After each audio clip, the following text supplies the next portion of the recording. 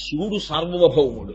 అందుకే శ్రీశైలే స్వర్ణశృంగే మణిగణరచితే కల్పవృక్షాళి శీతే స్ఫీతే సవర్ణ రత్నస్ఫురిత నవగృహే దివ్యపీఠే శుభార్హ్యే ఆసీన సోమచూడ సకరుణనయన సంగన స్మేరవక్ర శంభుశ్రీ భ్రామరీశ ప్రకటిత విభవో దేవతా సార్వభౌమ. ఆయనకి దేవతా సార్వభౌమ అని పేరు. ఆయన నడిచి వస్తూ ఉంటే దేవతలందరూ కూడా తమ కిరీటములు ఆయన పాదముల మీద వాటి కాంతులు పడేటట్టుగా వంగి నమస్కరిస్తారు. అటువంటి వాడు సార్వభౌముడైనటువంటి వాడికి ఒక లక్షణం ఉంటుంది. ఏమిటో తెలుసా అండి? ఆయన ప్రసన్నుడు కావడమే మీ కోరిక తీరడం. సార్వభౌముడు ప్రసన్నుడు అయ్యాడనుకోండి, ఏమి ఇవ్వడు మీకు. అయితే మీరు ఇక్కడ ఒక పెద్ద చమత్కారం గమనించాలి. సార్వభౌముడు ప్రసన్నుడైతే మీకు చాలా పెద్ద మర్యాద ఏమిటో తెలుసా అండి? ఆయన కన్నా పైన మిమ్మల్ని కూర్చోబెట్టడం కదండి. మీ కాళ్ళు ఆయన పట్టుకోవడం కాదని మీరు అనగలరా? ఆయన సార్వభౌముడు, ఆయన మీ కాళ్ళు పట్టుకున్నాడు అనుకోండి, అది ఎంత మర్యాద. ఆయన సార్వభౌముడు కాబట్టి ఆయన కన్నా పైకి ఎవరు కూర్చోరు ఇంకా. కానీ ఇప్పుడు ఆయన కింద కూర్చొని పైన కూర్చోబెడతాడు. ఎందుకు కూర్చోబెడతాడో తెలుసండి? ఆయన సహృదయం అది. నేను సార్వభౌముణ్ణి కాబట్టి ఎప్పుడూ కింద కూర్చోండి అనడం, నేను సార్వభౌముణ్ణి కాబట్టి అందరూ నా కాళ్లే పట్టుకోండి అనడం. ఎంత చిత్రంగా ఉంటుందో తెలుసా? ఈ సౌలభ్యానికి స్తోత్రం చేస్తారు ఈశ్వరుడు. లేకపోతే ఆయన సార్వభౌముడైతే మీరు ఎప్పుడు భయం భయంతో చేతులు కట్టుకుని ఉండాలి. మీకు చనువు ఎక్కడ ఉంటుందండి? మీకు చనువు ఏర్పడే అవకాశం ఉండదు. చనువు ఎప్పుడు ఉంటుంది? సహృదయత ఉన్నవాడైతే ఆ కిందకి దిగొస్తాడు. అల్లసాని పెద్దన గారు రాయలవారు వెళ్ళిపోయిన తర్వాత గుండెలు బాదుకుని ఇచ్చాడు. ఎదురైన చోతన మదకరీంద్రము డిగ్గి కేలూతనొసగి ఎక్కించుకొని మనుచరిత్రం బందుకొను వేళ పురమేగ పల్లకి తనకేల పట్టి ఎత్తే బిరుదైన కవి గండ పెండేరమున కీవె తగునని తానే పదమున తొడగే గోకట గ్రామాధ్యనేకాగ్రహారములడిగిన సీమలు అందునిచ్చే ఆంధ్ర కవితా పితామహ అల్లసాని పెద్దనామాత్య అని నన్ను పిలుచునట్టి కృష్ణరాయల తోడ దివికేగలేక బ్రతికియున్నాడ జీవచ్ఛవంబునగుచు అని చెప్పుకున్నాడు. రాయలవారు గొప్పవారు కాబట్టి వెళ్ళిపోయాడని నేను ఏడుస్తున్నానని చెప్పలేదు. ఎదురైన చోతన మదకరీంద్రము డిగ్గి కేలూతనొసగి ఎక్కించుకొని అంత గొప్పవాడైనా సాహితీ సమరాంగణ సార్వభౌముడు, లలిత కళాప్రియుడు, కవి పండిత పోషకుడు, విద్వత్కవి, మురురాయదగండ, జగనొబ్బగండ అని బిరుదులు సాధించినటువంటి వాడైనా ఆయన మదపుటేనుగు మీద ఎక్కి వెళ్ళిపోతుంటే, అల్లసాని పెద్దనగారు అలా వెళ్ళిపోతుంటే, ఓహో పెద్దనగారు ఎడుతున్నారని చెప్పి ఏనుగు మించి తాను కిందకి దిగి పెద్దనగారు రండి అని రెండు చేతులు పట్టుకుని తన చెయ్యి ఇచ్చి ఏనుగు మీద కూర్చోబెట్టుకుని పురవీధుల్లో తీసుకెళ్ళాడు. ఇది రాయలవారి గొప్పతనం. నా మనసుతో చేస్తున్న పాపాన్ని ఆయన పట్టుకుంటాడు, నా మనసుతో చేస్తున్నటువంటి పుణ్యాన్ని ఆయన పట్టుకుంటాడు. పట్టుకుని ఇన్ని కోట్ల కోట్ల కోట్ల జీవరాశుల యొక్క ఖాతాలలో ఎవరు చేసినటువంటి కర్మ వాళ్ళకి వేస్తూ ఉంటాడు. దానిని బట్టి ఉపాధిని మారుస్తూ ఉంటాడు. నువ్వు ఇది చేశావు, ఈ ఉపాధి పుచ్చుకో. నీకు మనుష్య ఉపాధి ఇచ్చాను, నువ్వు దాన్ని వాడుకున్న దాఖలా ఏం లేదు. దాన్ని ఈశ్వరుణ్ణి చేయడానికి నువ్వేం ఉపయోగించుకోలేదు, అహంకారానికి వాడావు, నీకెందుకు ఆ ఉపాధి? ఇది పడిపోయినప్పుడు చిట్ట చివరి స్మరణ దేని మీద ఉందో దానిలోకే మళ్ళీ పంపిస్తాడు, దానికి అనువైన స్థానంలోకి పంపిస్తాడు. కొడుకో కొడుకో కొడుకో ఏడుస్తూ పోయాడు అనుకోండి, ఆ కొడుకు దగ్గరే ఉండే ఓ కుక్కగా పంపిస్తాడు ఆ ఇంటికి. అంతకన్నా నువ్వు పట్టుకున్నది ఏం లేదుగా, చాలు కుక్కగా ఉన్నా మీ ఇంట్లోనే ఆ యజమాని దగ్గర కూర్చోవచ్చు. మీ ఆ అబ్బాయి తిని వదిలేసిన అన్నం నువ్వు తినచ్చు, మీ అబ్బాయి కుర్చీలో కూర్చుంటే నువ్వు కూర్చోవచ్చు, తోకోపచ్చు. మీ అబ్బాయి ఆఫీస్ నుంచి ఇంటికి రాగానే నువ్వు పరిగెత్తుకెళ్ళి రెండు కాళ్ళు పైకెత్తి గుండెల మీదకి ఎక్కచ్చు. ఆ కోరిక తీరడానికి మనుష్య ఉపాధి ఎందుకు? మనుష్య ఉపాధి ఈశ్వరుణ్ణి చేరుకోవాలనే ప్రయత్నం ఉన్న వాళ్ళకి. దానికోసం ఇంకా చాలా మంది ఉన్నారు.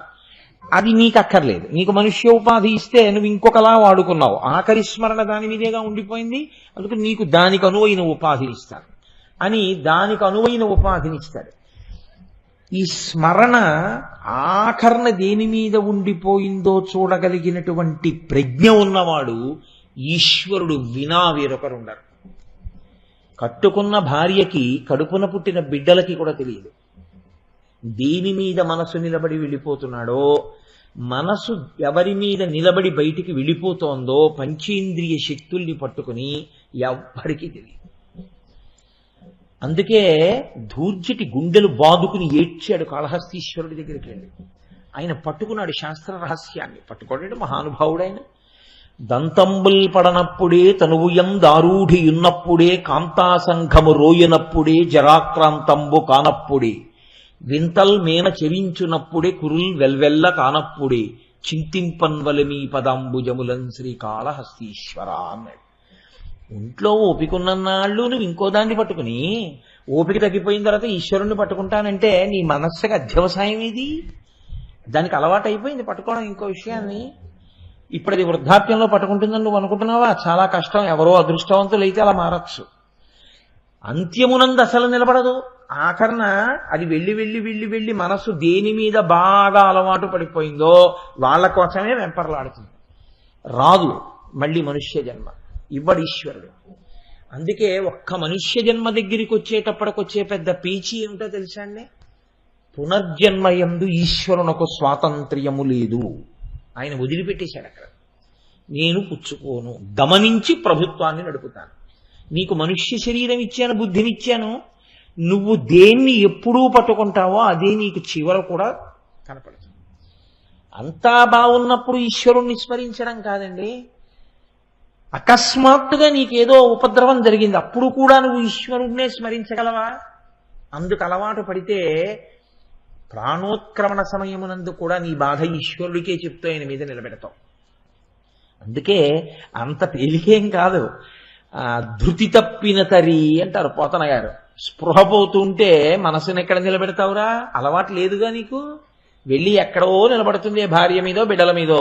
ఉపాధి పోతుందంతే, పోయి హీనోపాధిలోకి వెళ్ళిపోతాడు. ఆయన ప్రభుత్వము అంటే అలా ఉంటుంది, అంత శ్రేష్టముగా ఉంటుంది. మనం లెక్కలు రాస్తే ఇన్ని తప్పులు రాస్తాం. వీడిది పట్టుకెళ్ళి వాడికి వేస్తాను, వాడిది పట్టుకెళ్ళి వీడికి వేస్తాను, నానా అల్లరి.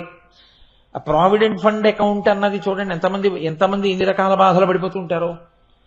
ఎక్కడైనా అకౌంట్ అనేటప్పటికి అందులో తప్పు కూడా నీడలా ఉంటుంది. కానీ ఈశ్వరుడు యొక్క సమగ్రత యందు, ఆయన యొక్క నిర్వహణ యందు అటువంటి తప్పన్నది ఎన్నటికీ ఉండదు. ఆయన అంత జాగ్రత్తగా లెక్కలు కడుతూనే ఉంటాడు.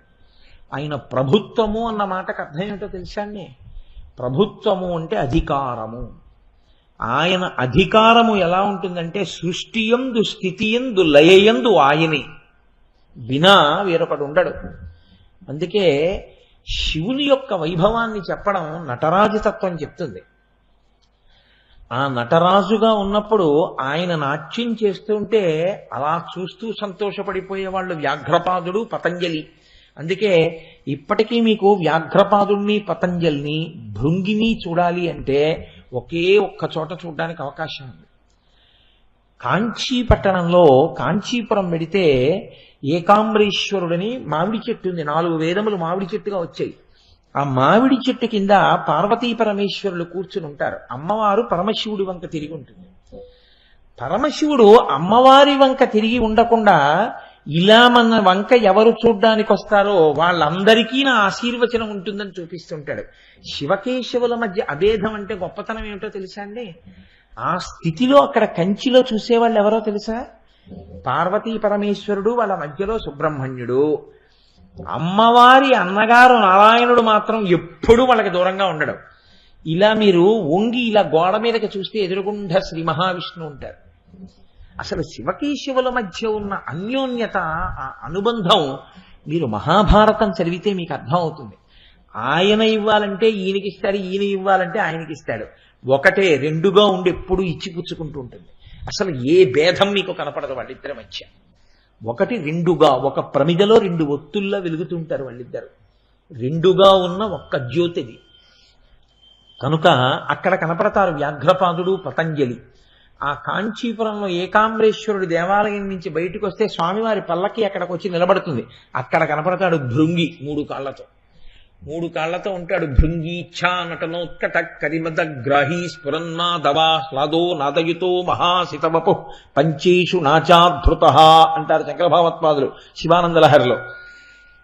కాబట్టి ఆ నటరాజస్వామిగా ఆయన తన ప్రభుత్వమును మీకు చూపిస్తాడు. అందుకే నటరాజు అంటే కదులుతున్నటువంటి వాడు కదండి.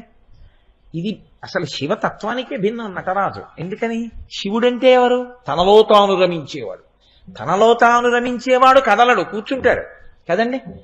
తనలో తాను రమించేవాడు ఎప్పుడు ఇలా ఉండి తనలో తాను ఆత్మానందమును అనుభవిస్తూ ఉంటాడు. కదిలిపోయేవాడు తనలో తానేం అనుభవిస్తాడు.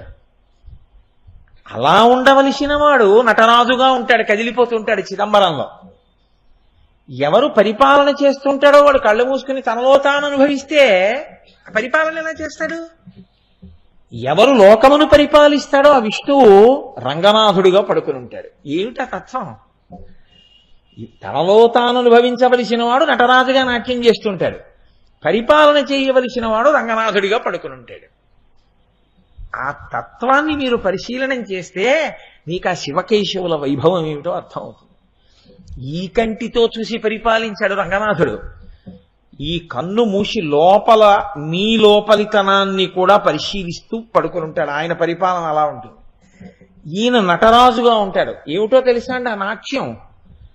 ఒక చేతిలో అగ్నిహోత్రాన్ని పట్టుకుంటాడు, చిరునవ్వు నవ్వుతూ ఉంటాడు. సాధారణంగా అంత నాట్యం చేస్తున్నప్పుడు అంత చిరునవ్వు చాలా కష్టం. ఆ నటరాజస్వామి ఎంత గొప్ప చిరునవ్వో! మీరు అసలు వైభవాలన్నీ చూడాలంటే కాంచీపురంలోనే చూడాలి. కైలాసనాథుడి దేవాలయం పక్కన ఒక గది ఉంటుంది తలుపేసేసి. మీరు అర్చకుల్ని బ్రతిమాలితే వాళ్ళు తలుపు తీస్తారు. అక్కడ నీరాజనం ఇవ్వండి అని అడిగితే ఊర్ధ్వతాండవమూర్తి ఉంటారు అక్కడ. ఆయనకి నీరాజనం ఇస్తున్నప్పుడు ఇలా ప్రమిద పైకెత్తితే, హారతిలో నోటిదాకా పైకెత్తితే చిరునవ్వు నవ్వుతూ ఉంటాడు. ఇంకొంచెం పైకి కాని హారతి పైకెత్తితే రుద్రమూర్తి కింద ఉంటాడు, చాలా కోపంగా ఉంటాడు. మీకే ఉలిక్కి పడతారు, ఈ బాబా దేవుడు అంత కోపంగా ఉన్నాడని. ఇలా దింపితే చిరునవ్వు నవ్వుతూ ఉంటాడు. అలా నటరాజు ఈ చేత్తో అగ్నిహోత్రం, ఈ చేత్తో అగ్నిహోత్రాన్ని పట్టుకుంటాడు, ముఖం చిరునవ్వు నవ్వుతూ ఉంటుంది. ఈ చేత్తో ఢమరుక పట్టుకుని ఉంటాడు. ఏమిటి ఆ విలాసం అంటే ఢమరుక శబ్దం, శబ్దం ఆకాశ గుణకం. సృష్టి ఢమరుక సూచిస్తుంది. ఈ సృష్టినంతటినీ కూడా నేనే చేశాను, ఈ సృష్టినంతటినీ నేనే తీసేసుకుంటాను. లయం అగ్నిహోత్రం. అగ్నిహోత్రం అన్నిటినీ బూది చేసేస్తుంది, తనలో కలిపేసుకుంటుంది. కాబట్టి అగ్ని లయం, ఢమరుక సృష్టి, మధ్యలో చిరునవ్వు స్థితి. కాబట్టి సృష్టికర్త, స్థితికర్త, ప్రళయకర్త మూడు నేనే. మూడైన నేను మూడుగా కనపడతాను, ముగ్గురిగా కనపడతాను. ముగ్గురిగా కనపడిన నేను మూడు కాదు, ఒక్కటే. అందుకే మూడు మూర్తులకును మూడు లోకములకు మూడు కాలములకు మూలమగుచు భేదమగుచు తుదిక భేదమయ్యప్పారు బ్రహ్మమనగ నీవే పాలనయన అంటారు పోతన గారు. మూడుగా కనపడతాడు, ముగ్గురిగా కనపడతాడు, బ్రహ్మ విష్ణు శివులని. మూడు కాలములుగా కనపడతాడు, భూత భవిష్యత్ వర్తమాన కాలములని. మూడు లోకములుగా కనపడతాడు, అధోలోకములు, మధ్యలో ఉన్న లోకాలు, పై లోకాలు అని. ఆయన యొక్క మూడవ కంటి అనుగ్రహం కలిగితే, అజ్ఞానము దహింపబడి జ్ఞానము కలిగితే అన్నీ ఒక్కటే అన్న జ్ఞానం కలుగుతుంది. అందుకే జ్ఞానదాత మహేశ్వర. ఆయన ఆ అనుగ్రహాన్ని వర్షించనంతసేపు అనేకం కనపడుతుంటాయి. ఒక్కసారి ఈశ్వరానుగ్రహం, శివానుగ్రహం కలిగిందా అన్నీ ఒక్కటే అన్న జ్ఞానం అంకురిస్తుంది. కాబట్టి ఇప్పుడు ఆయన నటరాజుగా సృష్టికర్త, స్థితికర్త, ప్రళయకర్త ఆయనే. మిగిలిన వారందరూ ఆయనకి ఉపకరణములు, ఆయనకి సాయం చేస్తూ ఉంటారు, ఆయన చెప్పిన పని చేస్తూ ఉంటారు, ఆయన ఇచ్చినటువంటి ఆజ్ఞలను ఔదలదాలుస్తూ ఉంటారు. ఇటువంటి శక్తి ఉన్నవాడు. మీరు చూడండి, నేను నిన్న మీతో మనవి చేశాను, ఆయనకి ఆణవ మలము లేదు, కార్మిక మలము లేదు, మాయిక మలము లేదు. మీరు ఏ ప్రాణినైనా తీసుకోండి, అందులో ఉండేవేవి అంటే 5 భూతములు ఉంటాయి. పృథివి, ఆపస్, తేజో, వాయు, ఆకాశములు. ఇవి కాక సూర్యుడు, చంద్రుడు ఒకరు మనోరూపంగా ఉంటారు. లేదా అదేంటి, ఆ చంద్రుడు అన్నప్పుడు మీరు మనోరూపం అనుకోండి కాసేపు. సూర్యుడు జ్యోతిస్వరూపంగా ఉంటాడు, యజమాన రూపము అని లోపల జీవుడు ఉంటాడు. ఇవి ఎవరు? ఇవన్నీ శివుడే. ఇదే అష్టమూర్తి తత్వం అంటారు. భూరంభాంశనలో నిలోంబర మహార్నాథో హిమాంసు పుమాన్ ఇత్యాభాతి చరాచరాత్మకమిదం యస్యైవ మూర్త్యష్టకం నాణ్యత్కించన విద్యతే విమృశతాం యస్మాత్ పరస్మాద్ విభో తస్మై శ్రీ గురుమూర్తయే నమ ఇదం శ్రీ దక్షిణామూర్తయే అంటారు శంకర భగవత్పాదులు దక్షిణామూర్తి స్తోత్రంలో. కంచిలో పృథివీలింగం, జంబుకేశ్వరంలో జలలింగం, అరుణాచలంలో అగ్నిలింగం, చిదంబరంలో ఆకాశలింగం, శ్రీకాళహస్తిలో వాయులింగం, సీతాగుండంలో చంద్రలింగం, కోణార్కలో సూర్యలింగం, కాట్మండులో యజమానలింగం. 8 ఆయనే. ఇప్పుడు ఈ 8 ఆయనే. ఈ 8 యొక్క సంఘాతములైన పిండాండములన్నీ ఆయనే. ఆయనే చేస్తాడు, ఆయనే ఉంచుతాడు, ఆయనే కలిపేస్తాడు. ఇది ఎంత గమ్మత్తుగా ఉంటుందో తెలుసా అండి. అక్కడే కూర్చుని మట్టి తీసి బొమ్మ చేసి అక్కడ పెట్టాడు. ఇప్పుడు ఈ మట్టితో బొమ్మ చేసి అక్కడ పెట్టి మళ్ళీ మట్టి తీసి ఇంకో బొమ్మ చేశాడు. ఆ బొమ్మ తెచ్చి అక్కడ పెట్టి ఈ బొమ్మను తీసేసి ఇలా నలిపేసి మళ్ళీ మట్టిలో పోయి కలిపేశాడు. ఇప్పుడు మట్టిలోంచి తీసి చేసినప్పుడు బొమ్మలో ఉన్నది మట్టే, మళ్ళీ అది మట్టిలోకి వెళ్ళిపోయినప్పుడు మట్టే. బొమ్మలు తీసి బొమ్మలు తెచ్చి బొమ్మలు తీసి బొమ్మలు తెచ్చినట్టు చాలా చమత్కారంగా తాను తెర వెనక ఉండి అన్నీ చేస్తుంటాడు. చేసేది కాదండి. మా తాతగారు కొన్నాళ్ళు ఉన్నారు, వారు వెళ్ళిపోయారు. తర్వాత మా తండ్రి గారు వచ్చారు, వారు వెళ్ళిపోయారు. ఆ తర్వాత నేను వచ్చాను. కొంతకాలం ఈశ్వరుడు నన్ను రంగస్థలం మీద ఉంచుతాడు. ఆ తర్వాత నా కొడుకు, తర్వాత నా మనవడు. బొమ్మలు వస్తూ ఉంటాయి, బొమ్మలు మళ్ళీ అందులోకి వెళ్ళిపోతుంటాయి. ఆయన మాత్రం వెనక నుండి ఈ సమస్తాన్ని నిర్వహణ చేస్తుంటాడు. ఎంత గమ్మత్తుగా ఉంటుందో తెలుసా అండి. మీకు కదలికలు తెలుస్తాయి, కదిపేవాడు తెలియడు. అది గమ్మత్తు. వాడు కనపడిపోతే మీకు జ్ఞానం కలిగిపోయినట్టే. వాడిని అంతటా చూసేస్తారు మీరు. విశ్వమునందు విశ్వనాథుణ్ణి, లోకమునందు లోకేశ్వరుణ్ణి చూడడం వచ్చేస్తుంది మీకు. అది చూడడం వచ్చిన వాడికి ఎప్పుడూ ఆనందమే. యోగరతో వా భోగం ఆయనే చూస్తుంటాడు, ఆయనే తానని తెలుసుకుంటాడు. అహం బ్రహ్మాస్మి. కాబట్టి ఆత్మకి చావు లేదు. పరమతృప్తితో పరమ సంతోషంతో నిలబడిపోతాడు. ఈ కంటికి కనపడకుండా ఆయన వెనక ఉండి చేసేటటువంటి వాటిని బట్టి వాడిని చూడటం నేర్చుకుంటారు కొంతమంది. అది పరమభక్తి. ఈ పరమభక్తి ఎక్కడికి దారి తీస్తుందో తెలుసా అండి. జ్ఞానమనకే దారి తీస్తుంది. పుస్తకాలు చదువుకుంటే భక్తి వచ్చేస్తుందని మీరు అనుకోకండి. అందుకే భక్తి ఈశ్వరానుగ్రహము. భక్తి నేను భక్తిగా ఉంటానంటే రాదు, ఈశ్వరుడు అనుగ్రహిస్తే భక్తి కలుగుతుంది. మీరు చూడండి, నేను ఒక్కొక్కప్పుడు ఈ విషయాన్ని చెప్తూ ఉంటాను. జానపదులు ఉంటారు. జానపదులు వారికి ఏమీ పెద్ద గ్రంథ పరిచయం కానీ అక్షరాస్యత కానీ వారికి ఏమి ఉండదు. కానీ వాళ్ళు ఈశ్వరుడు ఎక్కడున్నాడో ఎలా ఉన్నాడో వాళ్ళు కొన్ని సాక్ష్యాలు చెప్తారు. ఎక్కడున్నాడయా ఈశ్వరుడు, ఏం చేస్తున్నాడయా మీరు అడిగారు అనుకోండి, ఇదిగోనయా ఇది లేకపోతే ఈశ్వరుడు ఉన్నాడని, ఇది ఇలా ఉండాలి అంటే ఈశ్వరుడు లేకుండా ఎలా ఉంటుంది అని ఆయన మీకు సాక్ష్యం చూపిస్తాడు. ఉన్నాడయా దేవుడున్నాడయా, కన్నులకు కనిపింపకున్నాడయా, కనిపింపకేమి చేస్తున్నాడయా. మిగిలిన వాళ్ళు అంటారు, ఉన్నాడు ఉన్నాడు అంటున్నావు కదా, దేవుడు ఏడైనా ఏం చేస్తున్నాడు? కన్నులకు కనిపింపకున్నాడయా. ఈ మాంసనేత్రానికి దొరకడంటున్నావు, దొరకకపోతే ఉన్నాడనడానికి ఏంటి ఆధారం? లోకాల చీకట్లు పోకర్పగనాన రవిచంద్ర దీపాలు ఉంచాడయా, ఉన్నాడయా దేవుడున్నాడయా. పగటిపూట ఒక దీపాన్ని పెట్టాడు, సూర్యుడన్న దీపం. రాత్రి వేళ చంద్రుడన్న దీపం పెట్టాడు. ఇంట్లో దీపం లేకుండా ఉండకూడదు కదండి. ఇదంతా ఆయన ఇల్లు. అందుకని ఈ ఇంట్లో రాత్రి వేళ చంద్రుడన్న దీపాన్ని పెట్టాడు, పగటి వేళ సూర్యుడన్న దీపాన్ని పెట్టాడు. ఈ 2 దీపాలు లేకుండా ఇల్లు ఎప్పుడు ఉండదైంది. ఆయన ఇల్లు ఎప్పుడు మంగళప్రదమే. కాబట్టి మీరు పెట్టారా నేను పెట్టానా ఆ దీపాలు?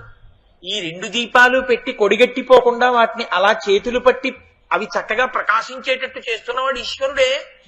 కాబట్టి ఉన్నాడయా దేవుడున్నాడయా, ఇరుసు లేకుండానే ఈ భూచక్రమును ఎల్ల వేళల తిప్పుచున్నాడయా, ఉన్నాడయా దేవుడున్నాడయా. సూర్యోదయం అయింది అంటే భూమి సూర్యుడికి ఎదురుగుండా వచ్చింది. సూర్యాస్తమయం అయింది అంటే భూమి ఇలా తిరుగుతూ, ఇది సూర్యుడు అనుకోండి, ఎదురుగుండా వస్తే పగలు, ఇలా తిరిగింది అనుకోండి, ఆయనకి వెనక్కి వెళ్ళిపోతే ఆయన కనపడకుండా ఆయన కిరణములు పడకుండా వెనక్కెడితే చీకటి. తిరుగుతోంది భూమి. తిరుగుతోందంటే మీరు తిప్పుతున్నారా నేను తిప్పుతున్నానా? దానికైనా ఇరుసుందా? ఇరుసు లేకుండా నీ భూచక్రమును ఎల్లవేళల తిప్పుచున్నాడయా. లక్షలాదిగనున్న నక్షత్రముల నెల్ల నేలరాలక మింట నిలిపాడయా. ఆధారమే లేని ఆకాశమును భూమిపై పడకుండా అంటే ఆపాడయా. ఉన్నాడయా దేవుడున్నాడయా, కన్నులకు కనిపింపకున్నాడయా. అటువంటి మహానుభావుడు పొంగి పొరలుచు వచ్చి భూమిపై పడకుండా కడలి రాయుడి కాళ్ళు కట్టాడయా. ఆయన ఆజ్ఞ లేకపోతే సముద్రం పొంగుతూ వచ్చి భూమి మీద పడిపోతుంది. చేతకాకనాలు కెరటాలతో వచ్చి వెనక్కెడుతోంది ఏమిటది? ఎవరు శాసించారు సముద్రుణ్ణి? ఏదో 4 కెరటాలతో అలా వెళ్లి వెనక్కెళ్ళు తప్ప చెలియలి కట్ట దాటి వెళ్ళడానికి వీల్లేదు అని ఎవరిలా వేలు పెట్టి చెప్తే ఆగిపోయింది? ఒక్కసారిది బయటికి వచ్చిందో అంతే, 1000 కోట్ల నష్టం జరిగిపోతుంది. ఎవరాపారు? మీరు చూడండి, కాళ్ళు చేతులు కట్టేస్తే గింజుకుంటారు. గింజుకుంటే బలవంతుడు ఎలా ఉంటుందో సముద్రం కెరటాలు రావడం అలాగే ఉంటుంది ఘోషతోటి. ఎంత గొప్ప దర్శనం చేశారో జానపదులు. పొంగి పొరలచు వచ్చి భూమిపై పడకుండా కడలి రాయుడి కాళ్ళు కట్టాడయా. జగతిలోనున్నట్టి జీవరాశులకెల్ల అన్నమిడి ఆదరించాడయా.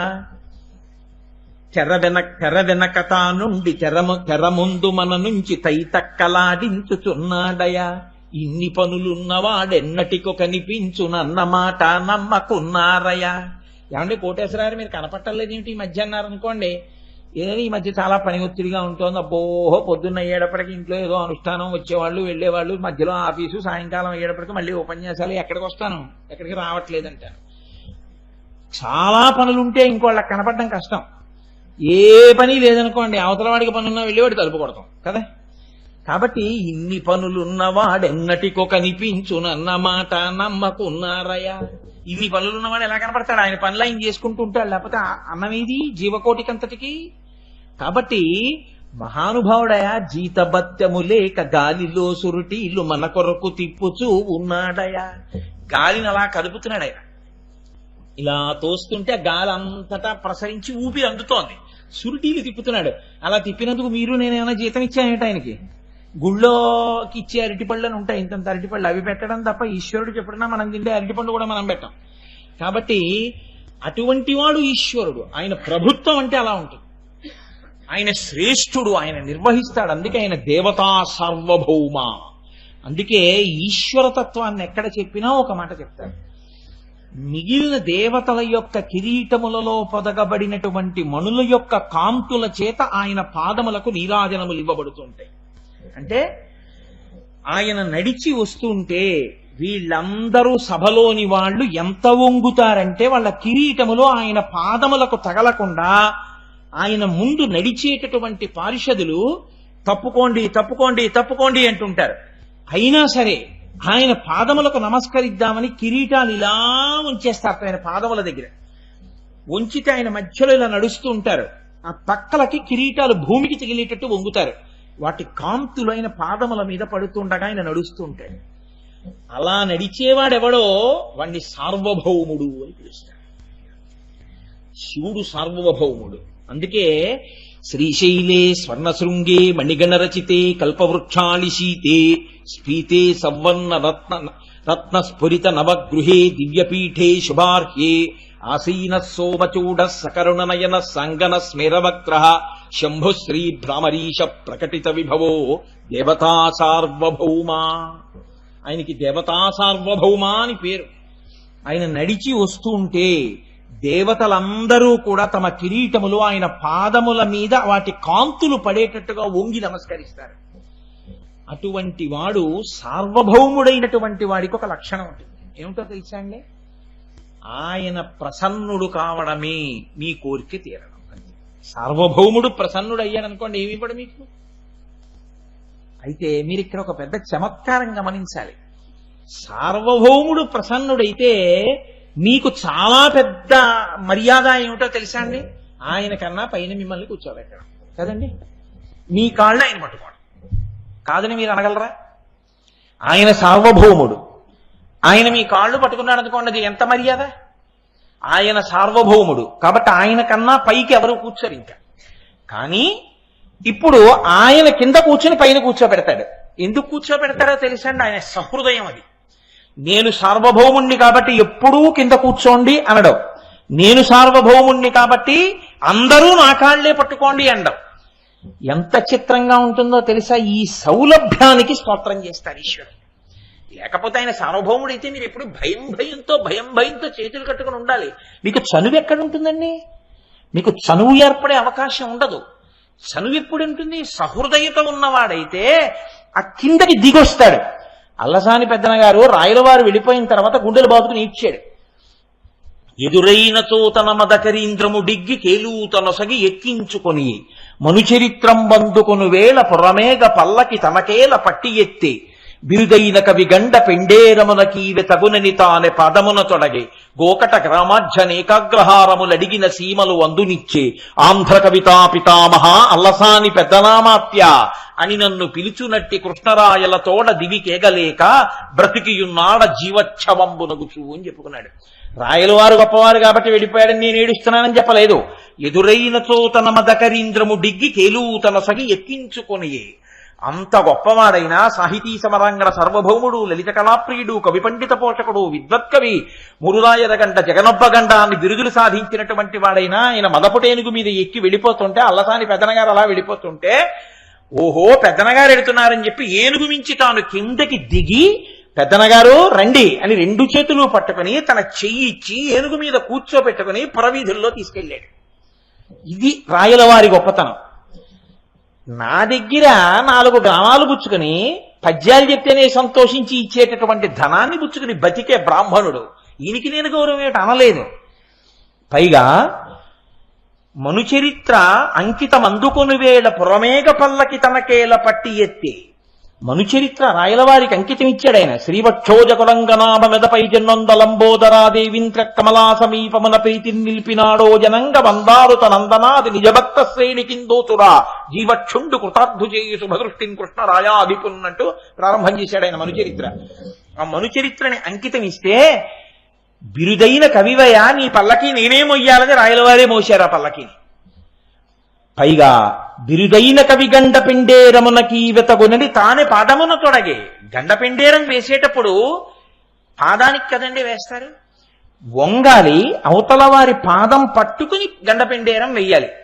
నేనాయన ముందు వంగడం ఏమిటి, ఆయన పాదంనే పట్టుకోవడం ఏమిటి, ఆయనకి నే గండ పిండేరం ఏంటి, అలా ఎలా వంగుతారండి, ఎలా పాదం పట్టుకుంటారండి అంటే చక్రవర్తికి మహారాజు ఒక బ్రాహ్మణుడికి ఒక కవికి గండ పిండేరం ఎలా వేస్తాడు?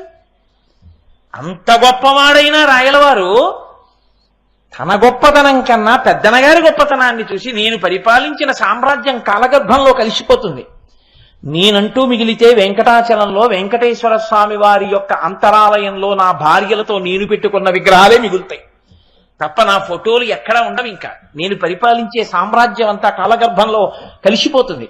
కానీ మనుచరిత్ర నిలబడిపోతుంది. ఎందుకంటే పెద్దనగారి రచన అటువంటిది. అటువంటి వాడా శాశ్వతుడు, నేనా శాశ్వతుణ్ణి కాబట్టి ఆయన పాదము నేను పట్టుకుంటానని వంగి గండపెండేరం వేశాడు కాలు పట్టుకుని. అడిగితే చాలు గోకట గ్రామాధ్యనేకాగ్రహారములు అడిగిన సీమలు అందునిచ్చే, ఎన్ని కావాలంటే నిచ్చేశాడు.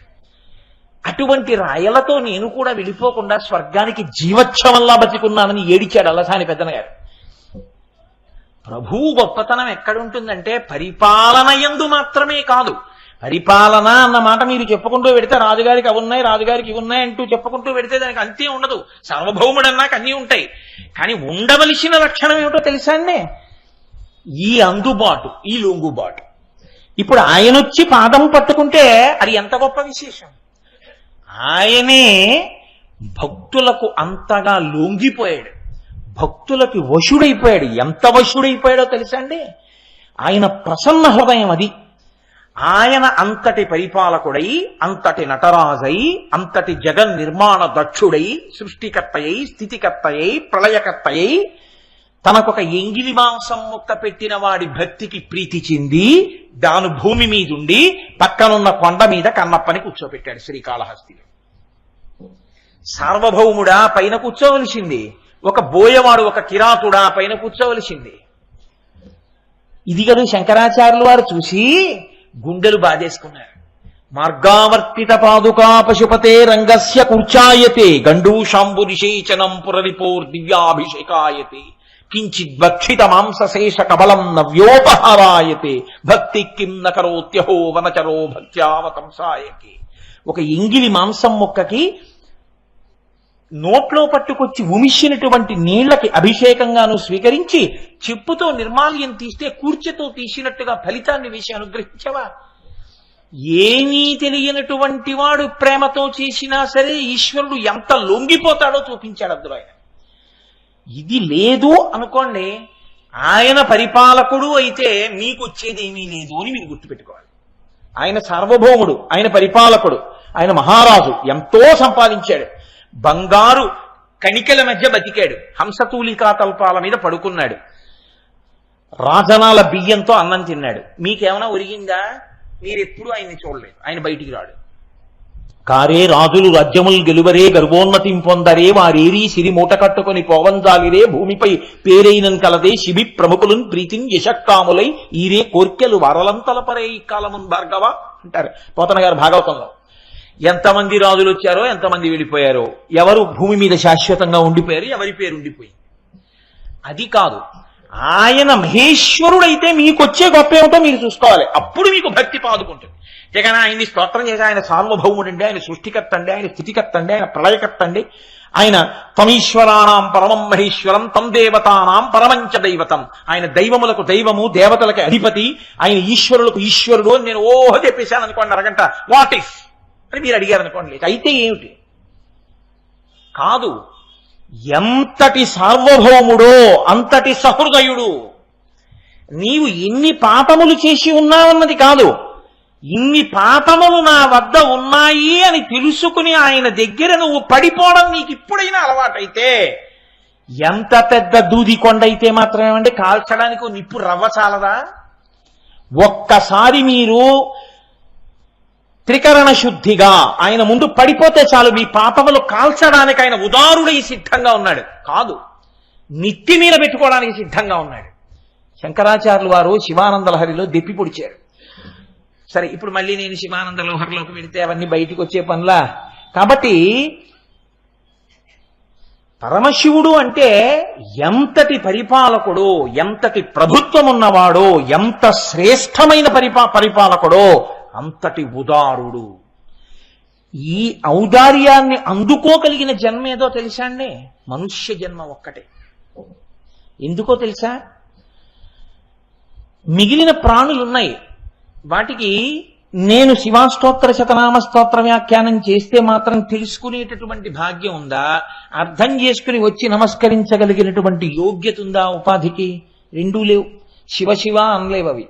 కానీ వినగలిగినటువంటి అదృష్టం, ఓహో మనం ఆయన ముందు పడిపోతే చాలని, మళ్ళీ నేను ఈ తప్పు చెయ్యనని త్రికరణ శుద్ధిగా చెప్పి పడిపోతే మీ పాపరాశిని ధ్వంసం చేయడానికి ఈశ్వరుడు సిద్ధంగా ఉన్న సహృదయుడు.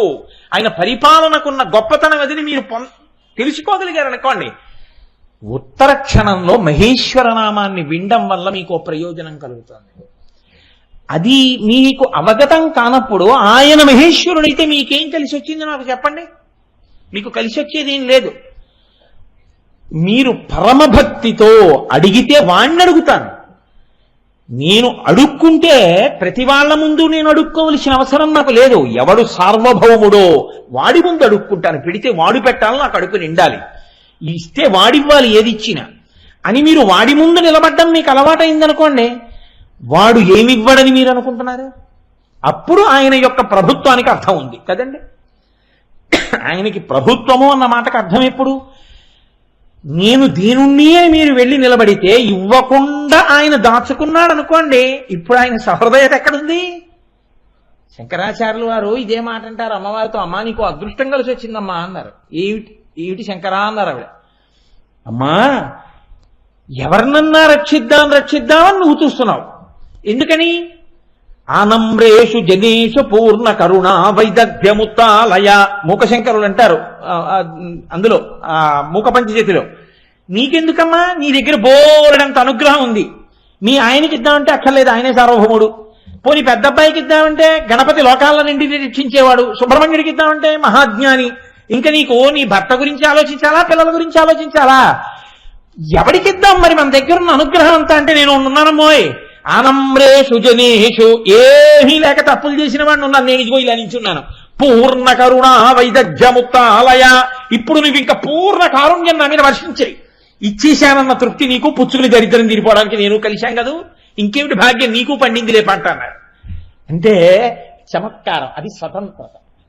భక్తుడు ఈశ్వరుడి దగ్గరికి వెళ్ళి అలా అడగగలగాలి. అలా అడగలేకపోయాడు అనుకోండి, ఎప్పుడు ఇలా చేతులు కట్టుకుని అయ్యి బాబోయ్ అయ్యి బాబోయ్ అయ్యి బాబోయ్ అన్నాడు అనుకోండి, జీవితం అలాగే ఉంటుందంటే ఇంకెప్పటికీ మీకు స్వాతంత్ర్యం. త్యాగరాజస్వామి కీర్తన చేశారు, ఎన్నాళ్ళు వడ్డిస్తావు? నువ్వు వడ్డించడం రాముడు తినడమే కానీ మేము చూడమా? అందుకనమ్మా నువ్వు వండితేనే తింటాడంటావా? వండి అక్కడ పెట్టు, నేను వడ్డిస్తాను. రాముడు ఒక్కడో తినడుగా, లక్ష్మణుడితో కలిసి కానీ తినడు. రామలక్ష్మణులు కలిసి తింటుంటే భరత శత్రుఘ్నులు రాకుండా ఉండరుగా. వీళ్ళు నలుగురు తింటూ హనుమను వదిలేస్తారా? హనుమ కూడా వస్తారుగా. అమ్మా నువ్వు వండిన పాయసం వీళ్ళ పాత్రలందరిలో అన్నిటిలో వేసి లక్ష్మణుడు తిని, అన్నయ్య ఇన్నిసార్లు తిన్నా వదిన చేతి పాయసమేను స్మా అని వాళ్ళందరూ మురిసిపోతుంటే రామచంద్రమూర్తి తన నల్లటి చేత్తో తెల్లటి పాయసాన్ని ఇలా పుచ్చుకుంటుంటే, అమ్మా నేను ఇంకొంచెం వేసుకోండి అని నేను వెయ్యొద్దు, నువ్వు పక్కన నిలబడి అన్ని తయారు చేసేసి నేను వడ్డించుకుంటానన్నారు. అలా అడగచ్చా అండి అన్నారు అనుకోండి, ఇంకా మీకెప్పుడు స్వాతంత్ర్యం? భక్తుడికి భగవంతుడి దగ్గర స్వాతంత్ర్యం ఎందుకు ఏర్పడుతుందో తెలుసండి, ఆయన యొక్క ప్రసన్నతని మీరు అర్థం చేసుకుంటే మీరు సౌలభ్యంతో వెళ్ళి ఈశ్వరాన్ని నీ తప్పు చేశాను, ఇంకెప్పుడు చేయను, నన్ను మన్నించు అని చెప్పగలరు. ఏమండో చంపేస్తారని చెప్పాడంటే అన్నారు అనుకోండి, ఇంకెవరు చెప్తారో సోదరు చెప్పండి. ఉత్తినే నోటి మాటతో అజ్ఞానినామయా దోషానశేషాన్ విహితాన్ హరే క్షమస్వత్వం శేషశైల శిఖామణే నోటితో అన్నమే. నిజంగా వెళ్ళి ఏం తప్పు చేశారో ఎవడు చెప్పడం. ఎవడికి వాడికన్నా ఉత్తముడు ఇంకోటి లేనట్టు మాట్లాడతాడు ఈశ్వరుడి దగ్గర. ఎప్పుడు చెప్తావు? ఆయన ప్రసన్నుడయా నిన్ను రక్షిస్తాడని చెప్తే. ఆయన ప్రభుత్వమునకున్న చాలా గొప్పతనం ఇది అని మీరు తెలుసుకున్న నాడు మాత్రమే మీకు ఆ మహేశ్వర అన్న నామం ఉపయుక్తం. కాదు మీరు చూడండి, మీరు త్రికరణ శుద్ధితో ఈశ్వరుడి పాదాలు పట్టుకోవడం మీకు అలవాటైతే ఈశ్వరుడు మిమ్మల్ని ఏదైనా చేయగలడు. అదేమిటంటే నాకు ఇంత స్థితి వస్తుందా అని మీరు అనుకోక్కర్లేదు. ఆయన అనుకున్న నాడు బ్రహ్మగారు వ్రాసిన వ్రాత తుడిచి మిమ్మల్ని ఎంత పైనైనా ఆయన కూర్చోబెట్టగలడు. మీకు నేను ఒక ఉదాహరణ చూపిస్తాను. పెరియ పురాణం అని మనకు ఒక పురాణం, 63 మంది నాయనార్ల కథలు చెప్తున్నది. నాయనార్లు శివభక్తులు, ఆళ్వారులు విష్ణు భక్తులు. విష్ణు శివ నాకేం భేదం లేదు, వాళ్ళు అలా పట్టుకున్నారు వీళ్ళు ఇలా పట్టుకున్నారంటానంతే నేను. అందులో 63 మంది నాయనార్లలో మూర్తి నాయనార్ అని ఒక నాయనారు. ఆయనకి శివుడంటే మహాప్రీతి. కానీ ఆ రాజ్యాన్ని పరిపాలించేటటువంటి రాజు కూడా చాలా శివభక్తుడై ఉన్నప్పటికీ జరగరాని సంఘటన ఒకటి జరిగింది. పక్కనే ఉన్నటువంటి భిల్లనాయకుడు ఒకడు సైన్యంతో వచ్చి ఆ రాజుని సంహరించాడు. ఆయన పాషండమతస్థుడు, ఆయనకి శివారాధన అంగీకరించాడు.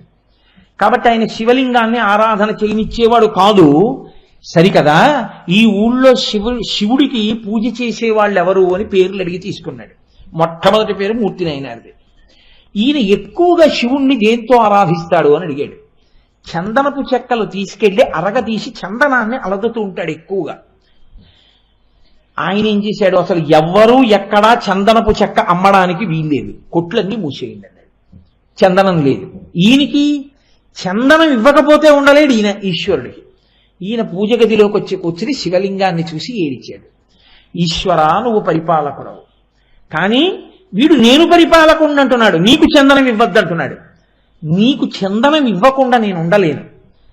వాడు చందనపు చెక్క దొరకకుండా చేశాడేమో, నువ్వు నా ఒంట్లో కొన్ని చందనపు చెక్కలు పెట్టావు, నా ఎముకలన్నీ చందనపు చెక్కలే. కాబట్టి నేను ఇలా చందనాన్ని అరగదీసేవాణ్ణి, ఇప్పుడు ఇలా పెట్టి పైకి ములుకులా వస్తుందిగా మోచియ్యి, దీన్నే రాతి మీద అరగతీస్తాను.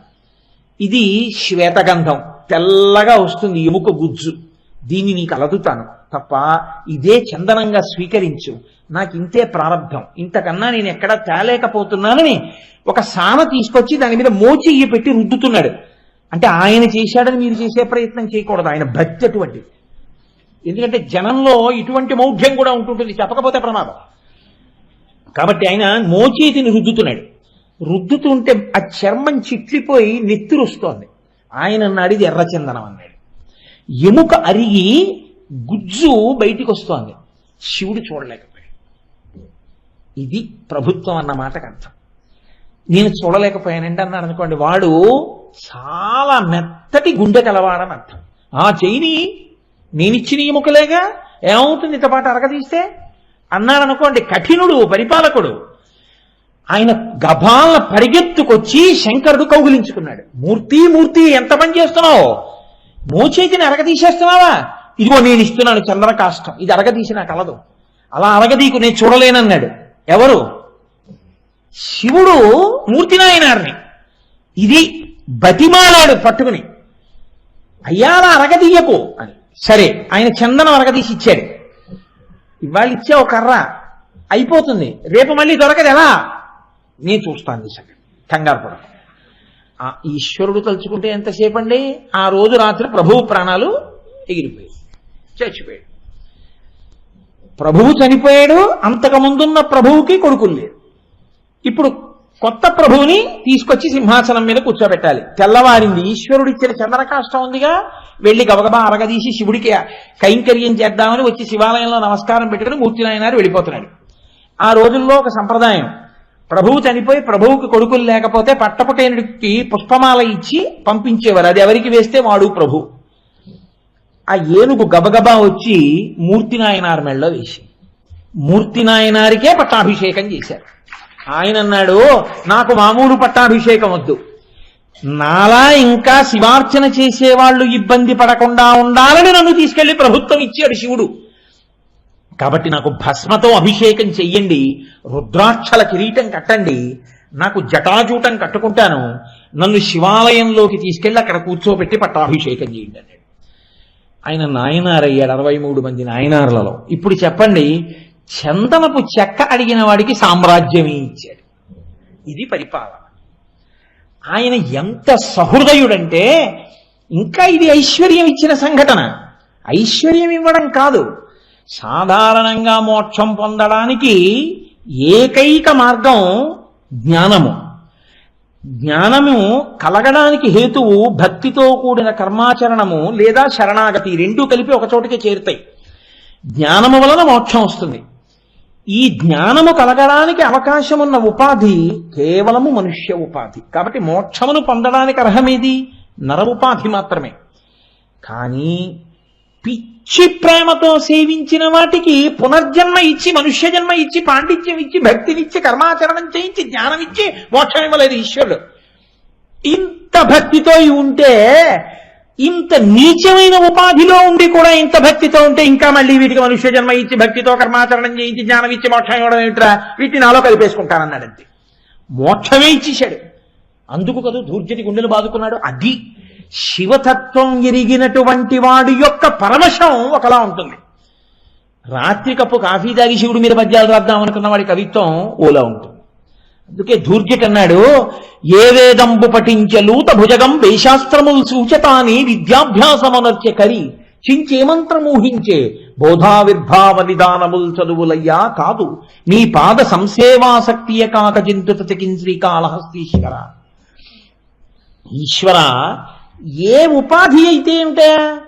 ఏ వేదంబు పఠించలూత భుజగం వేశాస్త్రములు చూచే.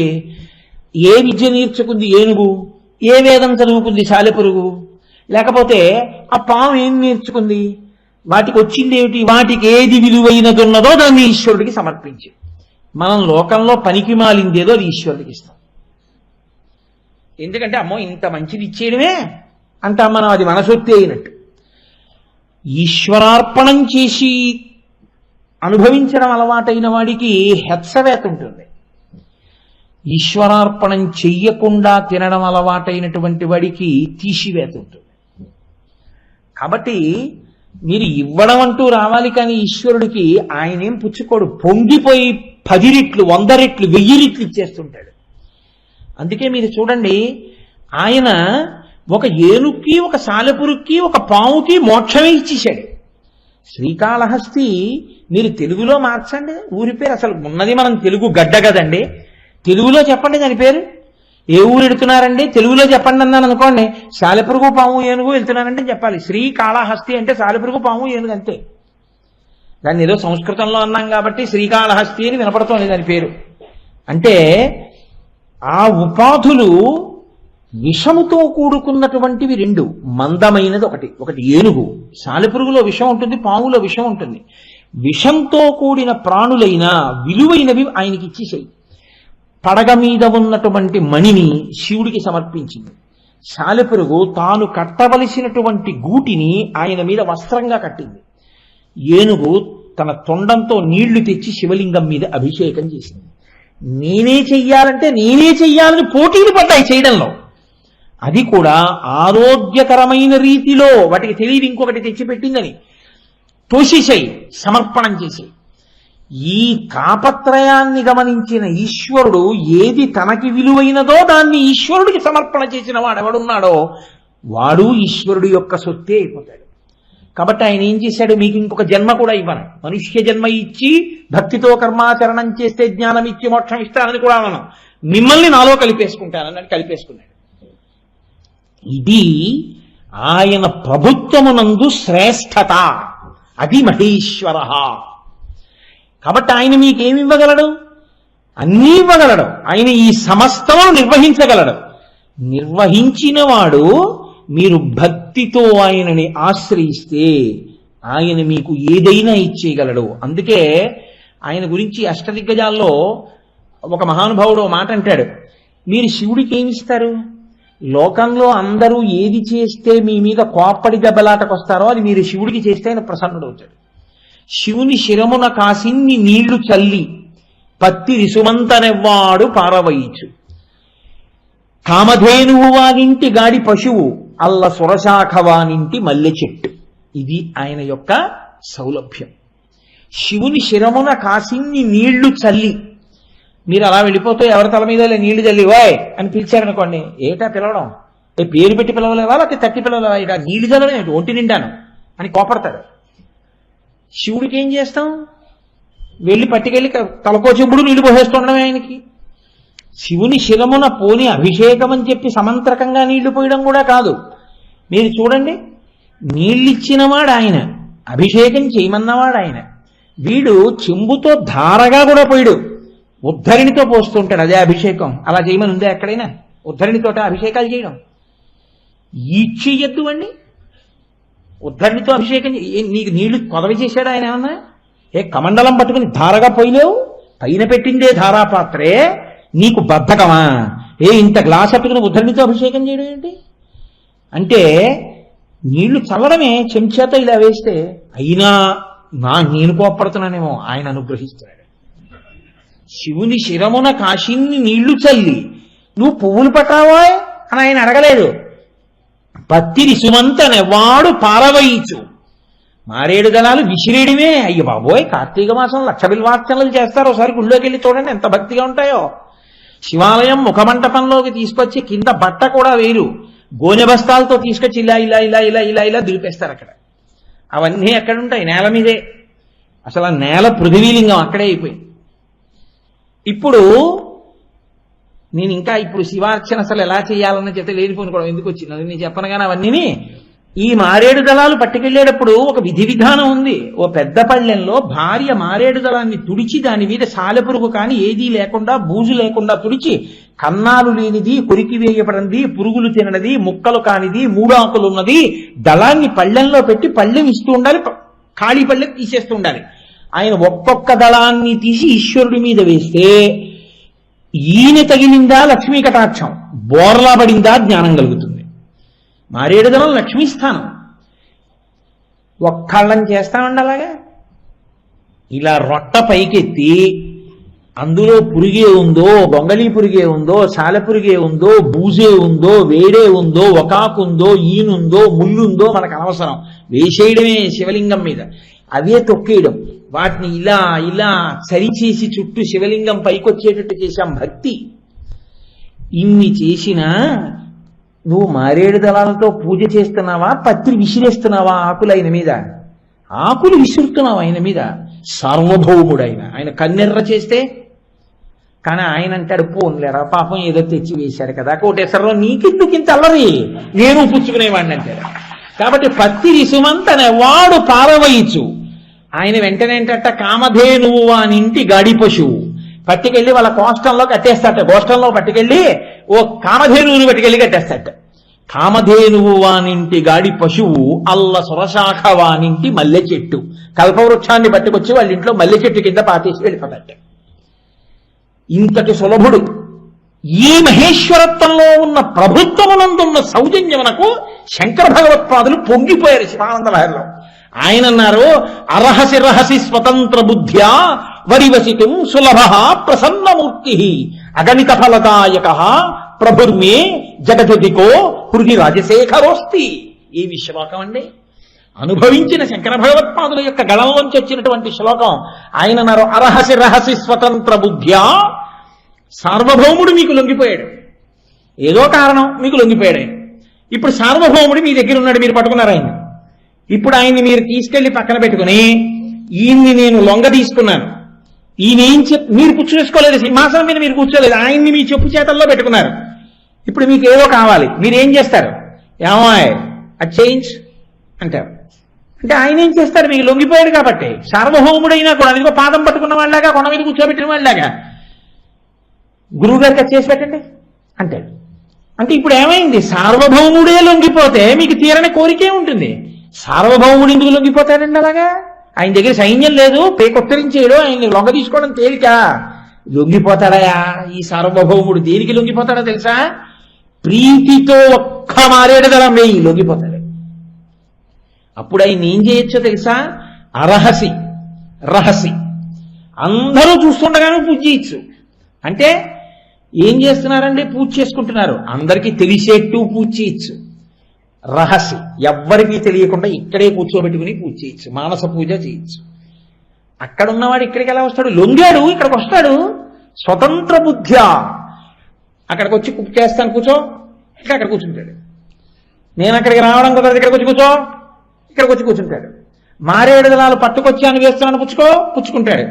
మారేడు దళాలు లేవు, మంచినీళ్లు లేవు, రైల్లో ఉన్నాను కూర్చో, ఇక్కడ మనసుతో సంకల్పించి వేస్తున్నాను, ఇదిగో మారేడు దళం పుచ్చుకో. అలాగే బాబయ్య అక్కడ లేకపోయినా పుచ్చుకుంటాడు. స్వతంత్ర బుద్ధ్యా లొంగ తీసుకున్నానయా నేను, లొంగిపోయాడు నాకు. అందుకని ఇప్పుడు నువ్వు శివుడి దగ్గరికి వెళ్ళి పూజ చేస్తున్నావా? అక్కడ వస్తున్నానంటే కూర్చుని పూజ పుచ్చుకుంటున్నాడా? అక్కడ కూర్చుని పూజ పుచ్చుకుంటున్నాడు.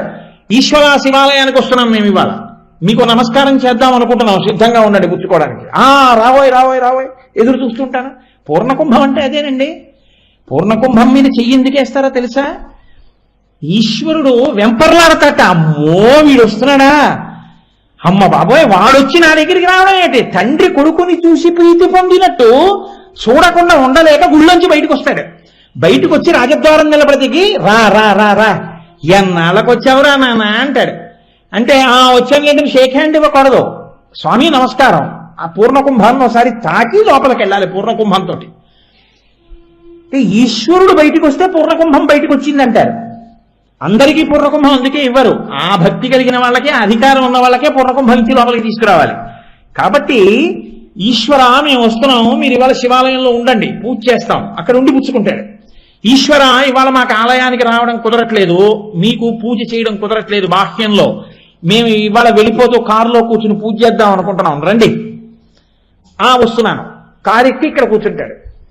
కారు వెళ్ళడానికి జగన్నాథపురం 25 నిమిషాలు పడుతుంది. రత్నైకల్పితమానసం హిమజలై స్నానంచ దివ్యాంబరం నానారత్న విభూషితం మృగమదామోదాంకితం చందనం జాజీ చంపక బిల్వపత్రచితం పుష్పంచ రూపం దదా దీపం దేవదయా నిధే పశుపతే హృత్కల్పితం గృహ్యతాం. ఇదిగో ఆవు పాలతో అభిషేకం చేస్తున్నాను గుచ్చుకోండి అని ఆ పాలు పోసేశారు. కోటేశ్వరరావు గారు అభిషేకం చేసేశాడు, వేసేస్తాడు ఖాతాలో. స్వతంత్ర బుద్ధ్య శంకరాచార్యులు వారు పొంగిపోయారు. ఆయనకి నేను చేయడేటయా, నా దగ్గర పుచ్చుకుంటున్నాడు నేను చెప్తే, అక్కడికి వచ్చి చేస్తానంటే అక్కడ కూర్చుని పుచ్చుకుంటాడు, ఇక్కడికి వచ్చి కూర్చుని పుచ్చుకో అంటే ఇక్కడికి వచ్చి కూర్చుని పుచ్చుకుంటాడు. అంత లొంగిపోయాడు. అంత లొంగిపోయిన వాడిని నేను అడిగితే ఏ పని నాకు చేయడు?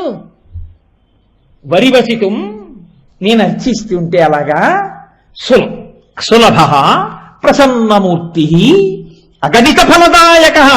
ఏమి మాటలండి శంకరాచార్యులు వారివి! అగణిత ఫలదాయక, ఈ ఫలం ఇస్తాను ఆ ఫలం ఇస్తాడని లెక్కలు పెట్టుకోయ్, ఏం ఇవ్వలేనని అడుగంతే, ఏదైనా ఇస్తాడు, నీకు లెక్క చెప్పడం కుదరదా? ఆయనకి నీకు ఐశ్వర్యం ఇస్తాడు, మోక్షం ఇస్తాడు, జ్ఞానం ఇస్తాడు, ఏదైనా ఇచ్చేస్తాడు. అగణిత ఫలదాయక జగదధికో, ఆయన జగత్తు కన్నా అధికుడు, కానీ నాకు లొంగిపోయాడు. జగదధికో హృది రాజశేఖరోస్తి ప్రభుర్మే, ఆయన లోకమునకంతటికి ప్రభువు, కానీ నా మాట వింటాడు. ఎందుకని? అలా లొంగిపోయేటటువంటి లక్షణం ఆయనకుంది. ఆయన అంతటి సులభుడు. జగదధికో ప్రభుర్మే హృది రాజశేఖరోస్తి. ఇక్కడే ఉన్నాడయా చంద్రశేఖరుడు. నేను ఏం చెప్తే అది వింటాడయా, నేను ఎలా పూజ చేస్తే అలా పుచ్చుకుంటాడయా ఆయన. ఇది మహేశ్వర శబ్దమునందు అంతర్లీనముగా ఉన్నటువంటి సౌలభ్యము. ఇది లేని ప్రభుత్వము భయంకరము, భయావహము. ఒక్క నాటికి అలా ఏం వినడండి. మీరు వెళ్ళి స్తోత్రాలు చేయడం, మీరు వెళ్ళి దీపాలు ఎట్టడం, మీరు వెళ్ళి పూజలు చేయడం, మీరు మానస పూజలు చేస్తే వాటి సంగతి తర్వాత చూద్దాంలే, ఇంతకు ముందు నువ్వు చేసినవి ఉన్నాయి, వాటిని నువ్వు అనుభవించు అని మాత్రమే అన్నాడు అనుకోండి. ఇప్పుడు మీరు మారడం ఎందుకు, మీరు పూజ చేయడం ఎందుకు నాకు చెప్పండి. ఏమైనా ప్రయోజనం ఉందా? లేదు. అసలు ఆ ప్రీతి మీకు ఉందనుకోండి, మీరు ఏం తెచ్చి ఆయనకి ఇచ్చారన్న దాంతో ఆయనకి సంబంధం లేదు. ప్రేమ ప్రధానం. నాకు 67 వచ్చి షష్ఠి పూర్తి అవుతోంది అనుకోండి. షష్ఠి పూర్తి అవుతుంటే నా కొడుకు రావడం ప్రధానం, నా కోడలు రావడం ప్రధానం, నా మనవలు రావడం ప్రధానం, నా కూతురు అల్లుడు నా మనవలు రావడం ప్రధానం. వాళ్ళు రాకుండా ఓ 10,000 రూపాయలు పంచేటి పంపించారనుకోండి, వాళ్ళకి రావడం ఇష్టం లేదు. నాన్నగారంటే ఇప్పుడు వాడికి పొడ పట్టలేదు. జన్మాంతరములకు నాకు అటువంటి స్థితి కలగకుండుగాక. మీ మీద పెట్టకూడదని నాకు మీద పెట్టుకుంటున్నాను. కాబట్టి వాడు రావడం మానేసి, నాన్నగారు బాగుండదు, 10 మందిలో నేను రాలేదు అనుకుంటారు, నేను ఇచ్చిన పంచ అని చెప్పి కట్టుకోండి 10,000 రూపాయలు పంచ పంపించాడు అనుకోండి, నాకేమైనా తృప్తా? పొంగిపోతానా ఆ జరీ చూసుకుని? నా కొడుకు వచ్చి, నాన్నగారండి ఎలాగైనా మీ షష్ఠి పూర్తికి రాకుండా ఉండడం ఎలాగని ఆఖరికి ఇంకా సెలవు ఇవ్వాలంటే నేను రిజైన్ చేసేస్తున్నాను అన్నానంటే, ఎప్పుడూ లేనిది ఎంతో కోపం వచ్చి దెబ్బలాడేశాను. ఇదేమిటయా ఏదో అనుకున్నాం కానీ నిజంగా నువ్వు అంత వెళ్ళి తీరాలి అంటే ఇంత ప్రేమ ఉంది నాన్నగారి మీద అనుకోలేదు, తప్పకుండా వెళ్ళిరా అని సెలవిచ్చారు నాన్నగారు. ఆఖరి నిమిషంలో రైలు ఎక్కాను. ఏదో నేను గుళ్ళో పెడితే ఓసారి నాకు ఇచ్చిన పంచి పట్టుకొచ్చాను నాన్నగారు, పంచి తేవడం కుదరలేదు, పొద్దున్న కొట్లు తెరవరు కాకినాడలో. నాన్నగారండి ఏం చేయని ఈ పంచి తెచ్చాను మీకు అన్నారు అనుకోండి, కొడుకు తన కోసం ఉద్యోగమే వదిలేస్తానని పట్టుకొచ్చిన 60 రూపాయల పంచ నాకు ప్రీతిపాత్రమై, అది నాకు కుర్చీళ్లు సరిపోకపోయినా, సరిగ్గా చాలకపోయినా, మోకాళ్ళ మీదకి పంచెళ్ళిపోతున్నా అది కట్టు కూర్చునే నేను శతఛిద్రాభిషేకం చేసుకుంటాను. అవునా కాదా? ఎందుకని? దానిలో ప్రీతి ఉంది. వాడు 10,000 రూపాయల పంచె పంపిస్తేనే కట్టుకోను. నన్ను తండ్రిలా చూసేవాళ్ళు ఇచ్చిన పంచె కట్టుకుని నేను శతఛిద్రాభిషేకం చేసుకుంటాను. ఎందుకని? ప్రీతి లేదు అక్కడ. మీరు ఏమిస్తున్నారు, ఎంత ఇస్తున్నారు ఈశ్వరుడికి అక్కర్లేదు. మీరు ఎంత ప్రీతితో ఇస్తున్నారో ఈశ్వరుడు చూస్తాడు. ఈ ప్రీతి ఎందుకు కలుగుతుంది? మీకు ఆయనకి ఉన్న అనుబంధము తెలిస్తే, ఆయన మహేశ్వరుడై ఆయన మీకు ఏ ఉపకారములు చేస్తున్నాడో, ఆయన ఎలా లెక్క కట్టుకుంటున్నాడో, దేనివల్ల మనం పాడైపోయామో, ఏ భక్తి లేక ఇన్నాళ్ళు కష్టాలు పడ్డామో ఎరుకలోకి వచ్చి ప్రీతి కలిగిందనుకోండి, 100 మెట్లు గబగబ దిగి కిందకొచ్చి కౌగిలించుకోవడానికి ఆయన సిద్ధంగా ఉన్నాడు. అటువంటి మహేశ్వరుడు కాబట్టి ఆ తత్వమును ఆవిష్కరిస్తూ శ్రీమన్నారాయణుడు శివ, ఆ నామం పక్కనే మహేశ్వర. అందుకే మీరు చూడండి, లోకంలో ఒక గమ్మత్తు ఉంటుంది. శివుడి రూపమునకు అందమేమి అని నన్ను అడిగారు అనుకోండి మీరు. శివుడి రూపమునకు అందము అంటే బాహ్యమునందు అందమును మీరు చూడవద్దు. ఆయన చాలా అందగాడు. కానీ శివుడి అందాన్ని నేను వర్ణించే ప్రయత్నం చేసి శివుడు ఎంత అందంగా ఉంటాడో తెలుసుకునే ప్రయత్నం మీరు చేస్తే మన ఇద్దరం పప్పులో కాలేశామని గుర్తు. నీకు ఆయన అందం సంగతి ఎందుకు? ఆయన నాన్నగారు అంతే చాలు. నాకు 80 ఏళ్ళు వచ్చేస్తాయండి, వాడి వత్తనైపోతాను. కళ్ళు 2 అంగుళాలు లోపలికి వెళ్ళిపోతాయి. వెళ్ళిపోయి నా జుత్తంతా నిలిచిపోయి గట్టిగా 4 పుంజీలు వెంట్రుకలు కూడా లేకుండా ఇలా చెయ్యెత్తితే కిందకి చర్మం అంతా వేలాడుతూ ముడతలు పడిపోయి సాటి నడుమైపోయి చేతులు వణికిపోతూ ఉంటే నా కొడుకు ఒక చెయ్యి కాదు 2 చేతులు పట్టుకుని నన్ను లిఫ్ట్లోంచి జాగ్రత్తగా బయటికి తీసుకొచ్చి కూర్చోబెడుతున్నాడు. నన్ను చూసేటప్పటికీ అబ్బా మా నాన్నగారు నన్ను కని పెంచి పెద్ద చేసి విద్యాబుద్ధులు నేర్పించి సంధ్యావందనం నేర్పి గాయత్రిని ఉపదేశం చేసి అహర్నిశలు నా కోసం పాటుపడ్డారు. ఎన్ని పూజలు చేశాడో, ఎన్ని అభిషేకాలు చేశాడో నా కోసం. మా నాన్నగారు అని ప్రేమించడానికి వాడి మీద నాకు ఎంత ప్రేమ ఉందో వాడు స్మరించడం వల్ల నేను అందంగా ఉంటానా? నాన్నగారు 80 ఏళ్ళకి ఎలా ఉన్నారో చూడండి బాబోయ్, ఆయన నాన్నగారని చెప్పుకోవడం ఏమిటనిపిస్తే నాన్నగారి మీద ప్రేమ ఉంటుందా? నాన్నగారికి అందం ఏమిటి, అమ్మకి అందం ఏమిటండి? నాన్నగారికి అందం, అమ్మకి అందం ఉండదు. నాన్నగారిని చూస్తే మురిసిపోవడానికి నాన్నగారి ప్రేమే నాన్నగారిగా సౌందర్యం. అమ్మని చూసేటప్పటికి అమ్మ అందాన్ని బట్టి ప్రేమ ఉండదు. ఆవిడ మా అమ్మ. అసలు నేను పుట్టగానే నాకు రక్తాన్ని పాలగా మార్చి పట్టిన తల్లి. నా కోసం ఎన్ని ఉపవాసాలు చేసిందో, ఎన్ని ఆశీర్వచనాలు చేసిందో, ఎన్ని ప్రదక్షిణాలు చేసిందో. అబ్బో మా అమ్మ ఎంత పెద్దదైపోయిందో. మా అమ్మని వచ్చి ఆ అమ్మ దగ్గర కూర్చుని అమ్మ చెయ్యి పట్టుకుని అమ్మ పాదాలు పట్టుకుని, అమ్మ నువ్వు ఇంకొంచెం తినమ్మా, ఏం పర్వాలేదమ్మా అని అమ్మతో మాట్లాడుతూ అమ్మ కాళ్ళు పడుతుంటే గొడుగు కర్రవా సన్నగా అయిపోయిన అమ్మ పాదములు పడుతూ ఈవిడి ఇంత పసుపు రాసుకుని పారాన్ని పెట్టుకుని శివాలయానికి ప్రదక్షిణం చేసేది పిచ్చమ్మ ఎలా అయిపోయిందో అని మీరు తలుచుకున్నప్పుడు ప్రేమ చేత మీ కన్నుల వెంట నీరు కారడం వల్ల మీకు అమ్మైంది కదప్ప. ఇవాళ అందం లేదని మీరు అనుకుంటే అమ్మైందా? శివుడి యొక్క అందం చెప్పడం ఏంటంటే నా బుర్ర. శివుడు అందం చెప్పడం, శివుడు తండ్రి. మీ దృష్టిని బట్టి ఆయన అందగాడు. మీకు ఆ దృష్టి లేకపోతే ఆయన అంతవికారుడే. అందుకే శివ శబ్దమునకు శోభ శబ్దము కలిసిపోతుంది. శివం సుందరం. శివం సుందరం ఎందుకు అవుతుందో తెలుసా అండి? ఎప్పటికీ తండ్రి. లోకంలో తండ్రులు ఎక్కడి వరకు వస్తారంటే, లోకంలో తండ్రి ఎప్పుడు కొడుకు కన్నా ముందే వెళ్ళాలనే కోరుకుంటాడు ఏ తండ్రి అయినా. ఆయన తండ్రితనంలో ఉన్న గొప్పతనం ఏమిటో తెలుసా అండి? అందరూ గుమ్మం వరకు శ్మశానం వరకు వచ్చి ఆగిపోయినా ఆ తర్వాత కూడా తోడుండేవాడంటూ ఉంటే ఆయన ఒక్కడే, ఇంకెవ్వరు ఉండడు. మోక్షమే ఇవ్వగలిగిన వాడు, ఐశ్వర్యం ఇవ్వగలిగిన వాడు, అందం ఇవ్వగలిగిన వాడు, ఏదైనా ఇవ్వగలిగిన వాడు, ఆయనని అడిగితే ఇవ్వలేనిదన్నది ఏది ఉంటుంది లోకంలో?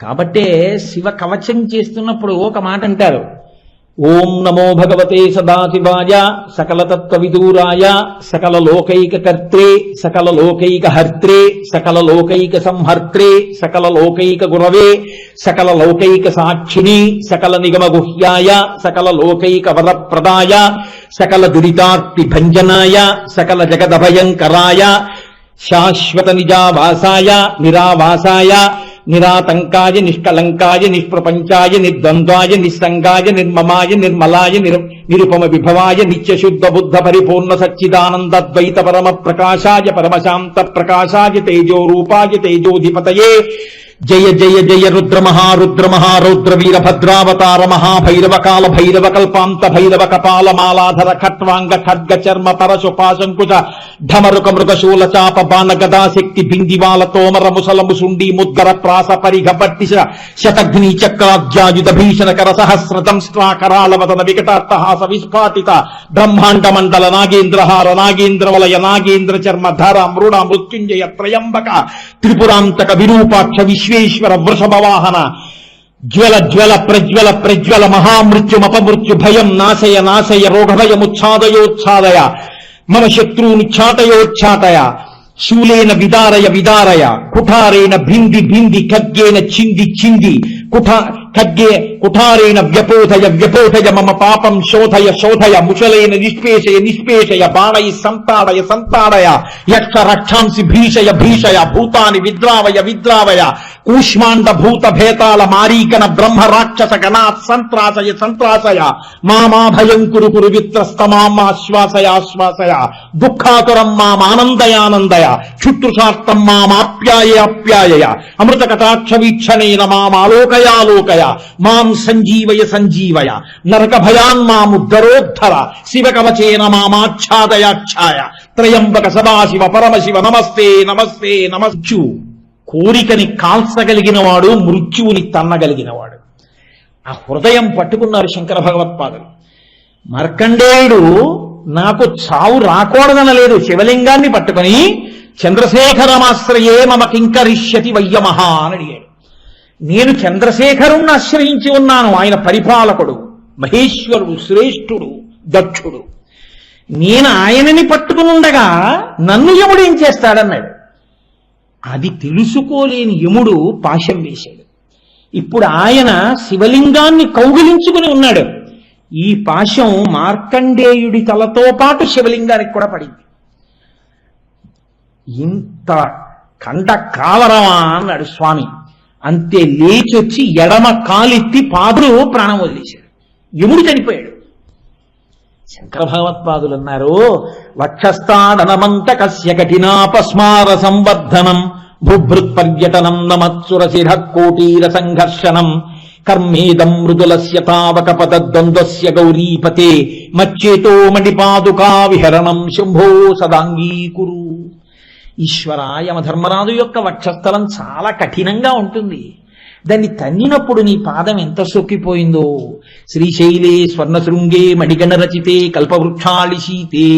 సాయంకాలం అయ్యేటప్పటికి ఆ శ్రీశైలం కొండ మీద తిరుగుతావుగా. సంధ్యారంభ విజృంభితం శృతిశిరస్థానాంతరాధిష్ఠితం సప్రేమ భ్రమరాభిరామమసకృత్సద్వాసనాశోభితం భోగీంద్రాభరణం సమస్త సుమన పూజ్యం గుణావిష్కృతం సేవే శ్రీగిరి మల్లికార్జున మహాలింగం శివాలింగితం. సాయంకాలం అయ్యేటప్పటికీ శ్రీశైలం కొండ మీద దిగుతాడు ఆయన ప్రదోష వేళలో వెళుతూ. అప్పుడు ఆ శ్రీశైల పర్వతం మీద తిరిగేటప్పుడు నీ పాదములు ఎంత సొక్కిపోతున్నాయో. కాబట్టి శంకర, ఒక పని చెయ్యి, నీకొక మణిపాదుకలకు జంట ఇస్తాను. నీ పాదములకు ఆ మణిపాదుకలను తొడుక్కో. ఏమిటో తెలుసా మణిపాదుకలు? నా మనసుని మణిపాదుకలుగా ఇచ్చేస్తున్నాను, పుచ్చేసుకోండి స్వామి అన్నారు. అంటే తన మనసుని ఈశ్వరుడి పాదముల దగ్గర పెడుతున్నానని చెప్పడానికి శంకరాచార్యులు వారికి నిజంగా ఆయన మనసు పరమశివుడి పాదముల వద్ద లేదా? కాదు, మనకి నేర్పడానికి ఆయన ఆ స్థాయికి దిగొచ్చారు జగద్గురువులే. కాబట్టి మహానుభావుడైనటువంటి శంకరుడు మృత్యువులకు మృత్యువు. ఆయన్ని నమ్ముకున్న వాడికి లోటేమిటండి? ఆయన్ని నమ్ముకున్న వాడికి భయం ఎక్కడుంది? నిన్న మీతో అన్నానుగా, శివభుజంగ స్తోత్రం చేస్తూ శంకర భగవత్పాదులు అంటారు, యముడు తన మహిషం మీద ఎక్కి గంటలు మోగుతుండగా ఉసురు తీయడానికి వచ్చే సమయానికి ఎవడు శివనామం చెప్తుంటాడో, ఎవడు ప్రతిరోజు శివభుజంగం చేస్తాడో వాణ్ణి కాపాడడానికి శంచఘంటాం. మా స్వామి నడువుకి గంటలు కట్టుకుంటాడు. సుగంధిం పుష్టివర్ధనం, మంచి సువాసనలు వస్తుంటాయి మా స్వామి వస్తుంటే. ఆ సువాసనలతో గంటలతో ఆయన వృషభవాహనం మీద వస్తుంటేట తోకెత్తి పరిగెడుతుందిట ఈ మహిషం. అప్పుడు ఆయన వచ్చి, నానా బెంగ పెట్టుకోకురా, నాలో కలిసిపోతున్నావని మెల్లిగా కుడిచివి దగ్గర కూర్చుని తారకం చెప్తాట.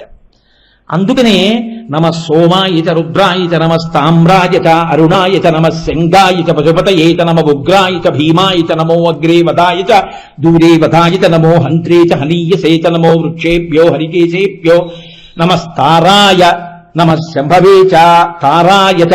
సంసార సాగరమును దాటిస్తాడు. అంతటి సులభుడు ఏం చేశాడని దాటించాలి? నేనేమీ చేయలేదని చెప్తే చాలు. శ్రీశైలేషు భజింతునో యభవు కాంచీనాథు సేవింతునో కాశీవల్లభు కల్వబోధునో. నేనేం చేశాను స్వామి? నా శీలం అనువైన మేరువణుతున్ రక్షింపవే నీ కృపా శ్రీ శృంగార విలాసహాసములచే శ్రీకాళహస్తీశ్వర. నేనేమీ చెయ్యలేదని చెప్తున్నాను. ఏమీ చెయ్యలేదని చెప్పాడు రా పాపం వీడను. నువ్వు నిన్ను నెత్తి మీద పెట్టుకో, ఎవరు కాదన్నాడు? పెట్టుకుంటాడు అలా నిజంగా. వాడికి చెప్పాడు రా పాపం అని చెప్పి ఆఖరి ఊపిరిని శివానామంగా మార్చి తనలో కలుపుకుంటాడు. అంతటి ప్రసన్నుడు ఆయన, ఎంతటి పరిపాలకుడో, అంతటి సౌలభ్యమూర్తి. ఇది చెప్పడం మహేశ్వర. సరే, ఇంకా నేను ఆ నామం గురించి అలా చెప్పుకుంటూ వెళ్ళాను అనుకోండి, అంతే ఉంటుంది ఇంకా. కానీ 108 అన్న మైలురాయి ఒకటి ఉంది, అది చేరవలసింది. కాబట్టి శివో మహేశ్వర శంభు 3వ నామంలోకి ప్రవేశిస్తున్నాం. శంభు 8 అయిపోయింది, ఇంకా శంభు ఏమిటి? సరే, శంభు అంటే మీరు ఒక విషయాన్ని బాగా జ్ఞాపకంలో ఉంచుకోవాలి. శంభునామమునకు అర్థమేమి అంటే శం భావయతీతి ఇది శంభు. సమస్త సుఖములు ఎవరి దగ్గర ఉన్నాయో, ఎవరిలోంచి సమస్త సుఖములు వస్తున్నాయో, ఎవరు ఈ సమస్త సుఖములను లోకమునకు పంచి పెడుతున్నాడో వాడికి శంభు అని పేరు. మీరు ఒకటి జ్ఞాపకం పెట్టుకోండి, నాకు ఆకలి ఉంది, మీ దగ్గర పరవాన్నం ఉంది, మీరు పంచరు, ఏమైనా ఉపయోగం ఉందా? లేదు. సమస్త సుఖములకు తాను స్థానమై ఉండడం కాదు, సమస్త సుఖములకు తాను స్థానమయ్యుండి వాటిని పంపకం చేసేవాడెవరున్నాడో వాడికి శంభువు అని పేరు. ఈ శం, ఈ సుఖము ఎంత గమ్మత్తుగా ఉంటుందో తెలుసా అండి లోకంలో. ఏమిటండి ఈ సుఖము అని మీరు అడగచ్చు నన్ను. ఈ శం బాహ్యంలో ప్రధానంగా ఎలా ఉంటుందంటే, బ్రహ్మాండములో ఉన్న సుఖములను పిండాండము అనుభవించడంగా ఉంటుంది. అంటే మీరేదో అయోమయంగా అన్నారు, ఆ మాట మాకు అర్థం కావట్లేదంటారు. బ్రహ్మాండంలో బయట ఒక యాపిల్ పండు ఉంది. ఆ యాపిల్ పండు యొక్క గొప్పతనం ఎప్పుడు తెలుస్తుంది? ఈ పిండాండం నాలుక మీద వేసుకుని యాపిల్ పండు రుచిని చూసి తిన్నప్పుడు కదండి. బ్రహ్మాండంలో గులాబీ పువ్వు ఉంది, దానికి గొప్ప సౌందర్యం ఉంది, అందం ఉంది. గులాబీ పువ్వు అందం మీకు ఎప్పుడు తెలుస్తుంది? మీకు కన్ను ఉన్నప్పుడు. అక్కడ కస్తూరి ఉంది, దాని సువాసన మీకు ఎప్పుడు తెలుస్తుంది? మీకు ముక్కు ఉన్నప్పుడు. మీ కొడుకొచ్చి మిమ్మల్ని కౌగిలించుకున్నాడు, పుత్రగాత్ర పరిష్వంగం యొక్క అందం, ఆనందం మీకు ఎప్పుడు తెలుస్తుంది? మీకు స్పర్శ ఉన్నప్పుడు. ఇప్పుడు బ్రహ్మాండమునందు ఇన్ని సుఖములను ఎవరు ఏర్పాటు చేశారు? ఈ పళ్ళు కాని, తోటలు కాని, పొలాలు కాని, జలపాతాలు కాని, పువ్వులు కాని, వీణానాదములు కాని, మృదంగములు కాని, చప్పుళ్ళు కాని, కోయిలలు కాని, పాటలు కాని, చిలకలు కాని, చెట్లు కాని, పర్వతాలు కాని, కొండలు కాని, నదులు కాని, ప్రవాహాలు కాని, ఇవన్నీ ఎవరు ఏర్పాటు చేశారు? మీరు పెట్టలేదు, నేను పెట్టలేదు, ఈశ్వరుడే ఏర్పాటు చేశాడు. ఆయనే సృష్టించాడు. ఇవన్నీ సృష్టించి మిమ్మల్ని సృష్టించాడు. మీకు ఒక్క 5 ఇవ్వడం మానేశాడు అనుకోండి. ఆయన కన్ను, ముక్కు, చెవి, నోరు, నాలుక 5 తీసేశాడు. కన్ను లేదు, లేదా కన్నుంది చూడదు, ముక్కుంది వాసన చెప్పదు, నాలుగుంది రుచి చెప్పదు, చర్మం ఉంది స్పర్శ చెప్పదు, చెవులున్నాయి వినడం తెలియదు. జాగ్రత్తగా ఆలోచించండి. ఇప్పుడు మీకు బ్రహ్మాండంలో ఉన్న సుఖాలతో మీకేమైనా పనుందా? గులాబీ పూలు ఉన్నాయి, మీరేమైనా చూస్తారా? జలపాతాలు ఉన్నాయి, మీకేమైనా పనికొస్తాయా? చూస్తారా మీరు? పెద్ద దేవాలయ గోపురం ఉంది, మీరేమైనా చూస్తారా? గరుత్మంతుడు రెక్కలు విప్పి చక్కగా ఉన్నాడు, మీరు చూస్తారా? నందీశ్వరుడు శివలింగం వంక చూస్తూ ఉన్నాడు, పెద్ద మూర్తి, మీకేమైనా కనపడుతుందా? చిలక ఆకుపచ్చగా ఉండి ఎర్రటి ముక్కుతో ఉంది, మీరేమైనా చూసి సంతోషిస్తారా? మీకెందుకు పనికిరాదు అది. కస్తూరి, జవ్వాజి, జాపత్రి, ఆలుక ఇటువంటి సుగంధ ద్రవ్యాలు ఉన్నాయి, సన్నజాజి పువ్వుల పరిమళం ఉంది, మీకేమైనా పనికొస్తుందా? ముక్కు లేదు. నిప్పు కణిక పట్టుకొచ్చి మీ నాలుక మీద వేసినా, బందర్ లడ్డూ పట్టుకొచ్చి మీ నాలుక మీద పెట్టినా మీకోటే. ఎందుకంటే మీ నాలుకకు రుచి తెలియదు. బొగ్గు పట్టుకొచ్చి పెట్టినా మీరు తినేస్తారు. వేడి పదార్థాన్ని మీకు ఇలా తగిలించినా మీకు తెలియదు, ఫ్యాన్ పెట్టకపోయినా మీకు తెలియదు, పెట్టినా మీకు తెలియదు, ఎందుకంటే స్పర్శ తెలియదు. ఇప్పుడు చర్మముకు స్పర్శ లేదు, మీకు సుఖం లేదు. ఈ బ్రహ్మాండములో ఉన్నవి ఏవైనా ఈ 5 లేకపోతే మీకు పనికొస్తాయా? సుఖములు ఉంటాయా? లేవు. ఈ సుఖములన్నీ ఎప్పుడున్నాయో తెలుసా అండి? కంటికి చూడడం, ముక్కుకి వాసన చూడడం, నాలుకకి రుచి చెప్పడం, చెవికి వినడం, చర్మానికి స్పర్శ, ఈ 5 ఉంటేనే అవన్నీ ఉన్నాయి. ఈ 5 ఎవరిచ్చారు? అమ్మ ఇచ్చిందా? నాన్నగారు ఇచ్చారా? మామయ్య ఇచ్చాడా? బాబాయ్ ఇచ్చాడా? పెళ్లిలో చదివించారా? ఎవరిచ్చారు? ఈశ్వరుడు ఇచ్చాడు. ఈ కన్ను పెట్టి కన్నుకి చూసే శక్తిని ఎవరిచ్చారు? లోపల తాను జ్యోతిగా కూర్చుని దాని వెలుగు దాని మీద పడి అది చూస్తోంది. నానాఛిద్ర ఘటోదర స్థిత మహాదీప ప్రభాభాస్వరం జ్ఞానం యస్యతు చక్షురాదికరణ ద్వారా బహిస్పందతే జానామీతి తమేవ భాంతమనుభాత్యేతత్ సమస్తం జగత్ తస్మై శ్రీ గురుమూర్తయే నమః శ్రీ దక్షిణామూర్తయే. ఆయనే లోపల జ్యోతిగా ఉండి కన్ను చూసేట్టు చేస్తున్నాడు. ఆయనే లోపల జ్యోతిగా ఉండి చెవి వినేట్టు చేస్తున్నాడు. చెవి ఉండి వినలేని వాళ్ళు లేరా? కన్ను ఉండి చూడలేకపోతున్న వాళ్ళు లేరా? ఈ 5 పని చేయిస్తున్నవాడు ఆయనే. బ్రహ్మాండములో అన్ని సుఖస్థానములను పెట్టినవాడు ఆయనే. అవి పెట్టాడు, ఇవి పెట్టాడు, దీనివల్ల అది చూసి మీరు సుఖాన్ని పొందుతున్నారు. ఇప్పుడు సుఖము అని మీరు అన్నవన్నీ ఎక్కడి నుంచి వచ్చాయి? ఆయనలోంచి వచ్చాయి కదా. ఆయన లోపల ఉండి కంటిని చూసే శక్తిని వెనక్కి తీసేశాడు అనుకోండి, మీకు చాలా సుఖస్థానములు ఆగిపోతాయి, ఇంకా చూడలేరు. చెవికి వినే శక్తి వెనక్కి తీసేశాడు అనుకోండి, మనకి ఉంది కాబట్టి తెలియదు ఈశ్వరానుగ్రహం ఏమిటో. వెనక్కి తీశాడు అనుకోండి, మీరు వీణావాదన వింటారా, సంగీతం వింటారా, ప్రవచనం వింటారా, మృదంగం వింటారా, వేద ఘోష వింటారా, చక్కటి పాట వింటారా, మీ మనవడు మాట్లాడేటటువంటి వచ్చిరాని మాటలు వింటారా? మీరేం వింటారు? ఆయన చెవులు ఇచ్చాడు కాబట్టి మీరు వింటున్నారు. ఇప్పుడు చెప్పండి, సుఖస్థానములు మీ మనసుకి ఉల్లాసమును సంతోషమును కల్పించేవన్నవన్నీ మీరు ఎలా అనుభవించగలుగుతున్నారు? కేవలము ఈశ్వరానుగ్రహము వలన మాత్రమే తప్ప మీకు కొత్తగా ఇంకా వేరొకటి లేదు ప్రపంచంలో సుఖం అనుభవించడానికి. ఆయన అనుగ్రహమే ప్రతి సుఖము. ఒకటి. రెండు, ప్రపంచంలో సుఖము అన్న మాట ఉండాలి అంటే మూడు లేకపోతే ఉండవు. ఏమిటో తెలుసండి ఆ మూడు? సూర్యుడు, చంద్రుడు, అగ్ని లేదా వర్షము. సూర్యుల్లోనే అగ్ని కూడా చెప్పేస్తే వర్షం. మీరు కొంచెం జాగ్రత్తగా ఆలోచించండి నేను చెప్పిన మాట. ఈ మూడు లేకపోతే మీకు అసలు సుఖమన్న మాట కాదు, అస్తిత్వం ఉండదు, ఉండడం కుదరదు. ఎందుకో తెలుసా అండి? సూర్యుడు లేడు లోకంలో, మీ బట్టలు ఆరుతాయా, మీ ఒళ్ళు ఆరుతుందా, చీకటి పోతుందా, ఎన్ని పురుగులు పుట్టేస్తాయి, ఎన్ని దోమలు పెరిగిపోతాయి, ఎన్ని లైట్లు వేసుకుంటారు. ఈశ్వరుడు 24 గంటల్లో 12 గంటలు ఆయన ఉచిత విద్యుత్ ఇచ్చి దీపం పెట్టినవాడు సూర్యుడు కదా. సూర్యుడన్న దీపాన్ని పెట్టి ఆయన ఎంత ఉపకారం చేశాడు, ఏ బిల్లు అడిగాడు ఆయన? ఆయన చంద్రుడన్న దీపాన్ని పెట్టి ఎంత ఆహ్లాదాన్ని ఇచ్చాడు. ఇన్ని ఇచ్చినటువంటి ఈశ్వరుడు ఇన్నిచ్చి ఒక్క 2-3 గంటలు మనం తయారు చేసుకున్న విద్యుత్ ఉపయోగించుకుందామంటేనే ఇన్ని ఇక్కట్లు పడిపోతున్నాం మనం. సూర్యుడిని ఈశ్వరుడు తీసేశాడు అనుకోండి, మొక్కలు పెరగవు, బట్టలు ఆరవు, అప్పడాలు ఎండవు, వడియాలు ఎండవు, మీకు ఆరోగ్యం ఉండదు, క్రిములు కీటకాలు పుట్టేస్తాయి, కటిక చీకటి, నీరు ఇంకదు, నీరు పెరిగిపోతుంది. దానివల్ల మెల్లిమెల్లిగా నిలబడిపోయిన నీరు ఎక్కువైన కొద్దీ అనేకమైన వ్యాధులు ప్రబలిపోతాయి. ఏది అస్తిత్వం? అసలు సుఖమన్న మాటేదండి. సూర్యుడు లేకపోతే అంతా దుఃఖమే. ఏం ముసురండి, 10 రోజుల నుంచి ముసురు, ఎప్పటికే సూర్యోదయం అవుతుందో అంటారు. సూర్యుడు ఉన్నాడు, చంద్రుడు లేడు. మీరు ఆలోచించండి, ఎంతసేపు చూసినా సంతోషపడే స్థానం చంద్రుడే. మీరు అలా బయటకు వచ్చి కూర్చుని అలా చంద్రబింబం వంక చూస్తూ కూర్చొని రామాయణంలో వాల్మీకి మహర్షి వర్ణిస్తారే, హంసో యథా రజత పంజరస్థః వీరో యథా గర్విత కుంజరస్థః సింహో యథా మందరకందరస్థః చంద్రోపి బిభ్రాజత దంబరస్థః.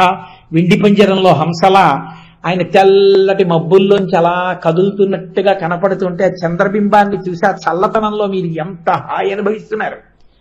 ఆ చంద్రుడు లేకపోతే మనసుకి ఉల్లాసం ఎక్కడిది? రాత్రి వేళ వెన్నెలెక్కడిది? వర్షం, సూర్యుడే వర్షం. ఎందుకో తెలుసా అండి? సూర్యుడు ఆతపీ మండలీ మృత్యు పింగళ సర్వతాపన కవిర్విశ్వో మహాతేజ. ఆయనే అపాం మిత్ర, ఆయన నీటిలో బతికే ప్రాణులన్నిటికీ మిత్రుడైన. లోకంలో వర్షాలు పట్టలేదండి, వర్షాలు పట్టలేదండి, వర్షాలు పట్టలేదండి అంటాం. వర్షాలు పడ్డాయనుకోండి, అమ్మయ్యా వానపడిందండి అని ఇంట్లోకి వెళ్ళిపోతాం. వర్షం పడడం మొదలు పెడితే అన్ని పనులు మానేసి ఈశ్వరుడికి కృతజ్ఞత చెప్తూ ఉండిపోయే ప్రాణి ఏదో తెలుసా అండి? ఈశ్వర వీళ్ళందరూ చెప్పలేదు అనుకోకు, వీళ్ళందరి బదులే నేనే thanks thanks thanks thanks thanks thanks అంటూ ఉంటాను రోజంతా. వీళ్ళందరూ చెప్పారు అనుకని వర్షం కురిపించి వీళ్ళకి అని చెప్పే ప్రాణి కప్ప. అదొక్కటే బెకబెక బెకబెక బెకబెక అంటూనే ఉంటుంది. అందుకేట ఈశ్వరుడికి అంత కృతజ్ఞత చెప్తుంది కాబట్టి వర్షం పడితే కప్పను చూస్తే ఇష్టంట. అందుకే కప్పలను ఊరేగిస్తారు. పిచ్చేళ్లే ఊరేగించలేదు మన వాళ్ళు, మూఢనమ్మకాలవి కాదు. మీరేం చేస్తారు? నన్ను ఉపన్యాసం డేట్లు అడగడానికి వచ్చారనుకోండి, తిన్నగా వస్తాయన్నా ఖాళీ లేదంటాడు వీడు. అందుకని వీడికి బాగా ఆప్తులైన వాళ్ళని ఏ గోపాలకృష్ణ గారినో పట్టుకుని వచ్చి, గురుగారు 2 రోజులు వెళ్తేనే బాగుంటుందని అన్నారు అనుకోండి, ఉండండి డిసెంబర్లో ఏమైనా చూద్దాం గోపాలకృష్ణ గారు అంటారు కదా. మీకు నాకు బాగా ప్రీతిపాత్రులైన వారు ఎవరుంటారో వాళ్ళని పట్టుకుని మీరు నా దగ్గరికి వస్తారు.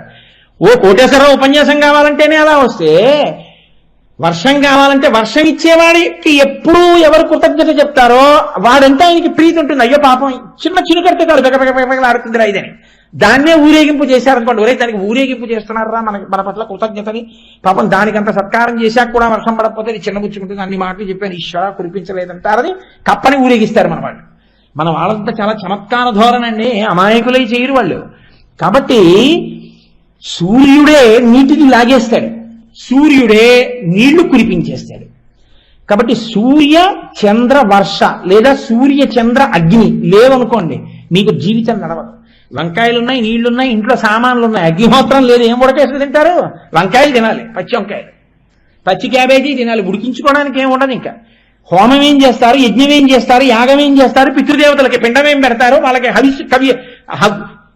కవ్యమేమి ఇస్తారు, దేవతలకి హవ్యమేమి ఇస్తారు. మీరు ఇవ్వలేరు, అగ్నిహోత్రుడు ఉన్నాడు కాబట్టి మీరు ఇస్తున్నారు ఉపకారం. దేవతలకు మళ్ళీ మీరు హవ్యం ఇచ్చి మీ కృతజ్ఞత చెప్పుకుంటున్నారు. ఈ అగ్నిని, ఈ సూర్యుణ్ణి, ఈ చంద్రుణ్ణి ఇవ్వబట్టి సుఖములన్నీ ఉన్నాయి. మీరు అంగీకరిస్తారు కదా. ఇప్పుడు సమస్త సుఖములకు స్థానములై మీకు ఇస్తున్న వాళ్ళు సూర్య చంద్ర అగ్నిహోత్రులై ఉన్నారు. ఈ ముగ్గురిని ఎవరు సృష్టించారు? ఆ ముగ్గురు ఆయన శరీరంలో అంతర్భాగములై ఉన్నారు. వందే శంభుమాపతిం సురగురుం వందే జగత్కారణం వందే పన్నగభూషణం మృగధరం వందే పశూనాం పతిం వందే సూర్య శశాంకవహ్ని నయనం వందే ముకుంద ప్రియం వందే భక్త జనాశ్రయం చ వరదం వందే శివం శంకరం. మహానుభావుడు సమస్త సుఖములకు ఆలవాలమైనటువంటి సూర్య చంద్ర అగ్నిహోత్రులను ఆయన సృష్టించాడు. లేదా ఆయన 3 కళ్ళవి. మీరు అవతల వాళ్ళ కంటి చూపు మీ మీద ఏమిటో మీరు మా వంక ప్రసన్నంగా చూడటం లేదు ఈ మధ్య అంటారు. ఆయన ఎంతో ప్రసన్నంగా చూస్తున్నాడు కాబట్టే మీకు సుఖాలన్నీ కలుగుతున్నాయి. ఇంటికి వెళ్ళేటప్పటికి 1 చపాతీ కూర దొరుకుతోందంటే ఆయన అనుగ్రహమే, ఆయన అగ్నిహోత్రం మీద ఉడికించిందే. ఆయన సూర్యుడిగా అనుగ్రహించాడు కాబట్టే ఆ గోధుమలు పండాయి, గోధుమ పిండి అయింది, అదిగో అక్కడేమో ఉడికించుకోవడానికి కాస్త కూరలు పండాయి. చంద్రుడు ఉన్నాడు కాబట్టే ఉపన్యాసం చెప్పేసి ఇంటికి వెళ్ళిన తర్వాత పలహారం చేసేసి 10 నిమిషాలు అలా బయటికి వెళ్ళి ప్రశాంతంగా వెన్నెల్లో కూర్చుని నిన్నటి చదివినాటి చంద్రుడి వంక చూసి కాసేపు ప్రశాంతత పొంది ఇంట్లోకి వెళ్ళి పడుకుంటే ఎంత హాయిగా ఉంటుందో. చంద్రమా మనసో జాతః, మీ సంతోషం అంతా మనసు ఉల్లాసం ఆయన మీదే ఆధారపడింది. కాబట్టి ఇన్ని సుఖస్థానములను సృష్టించినటువంటి వాడు ఈశ్వరుడే. కాబట్టి శంభు అయిపోయిందని మీరు అనుకోకండి. అలా అయిపోతే ఇంకేమిటి? అసలు ఏవం శ్రీ శంభుదేవస్య నామ్నామస్తోత్తరం శతం.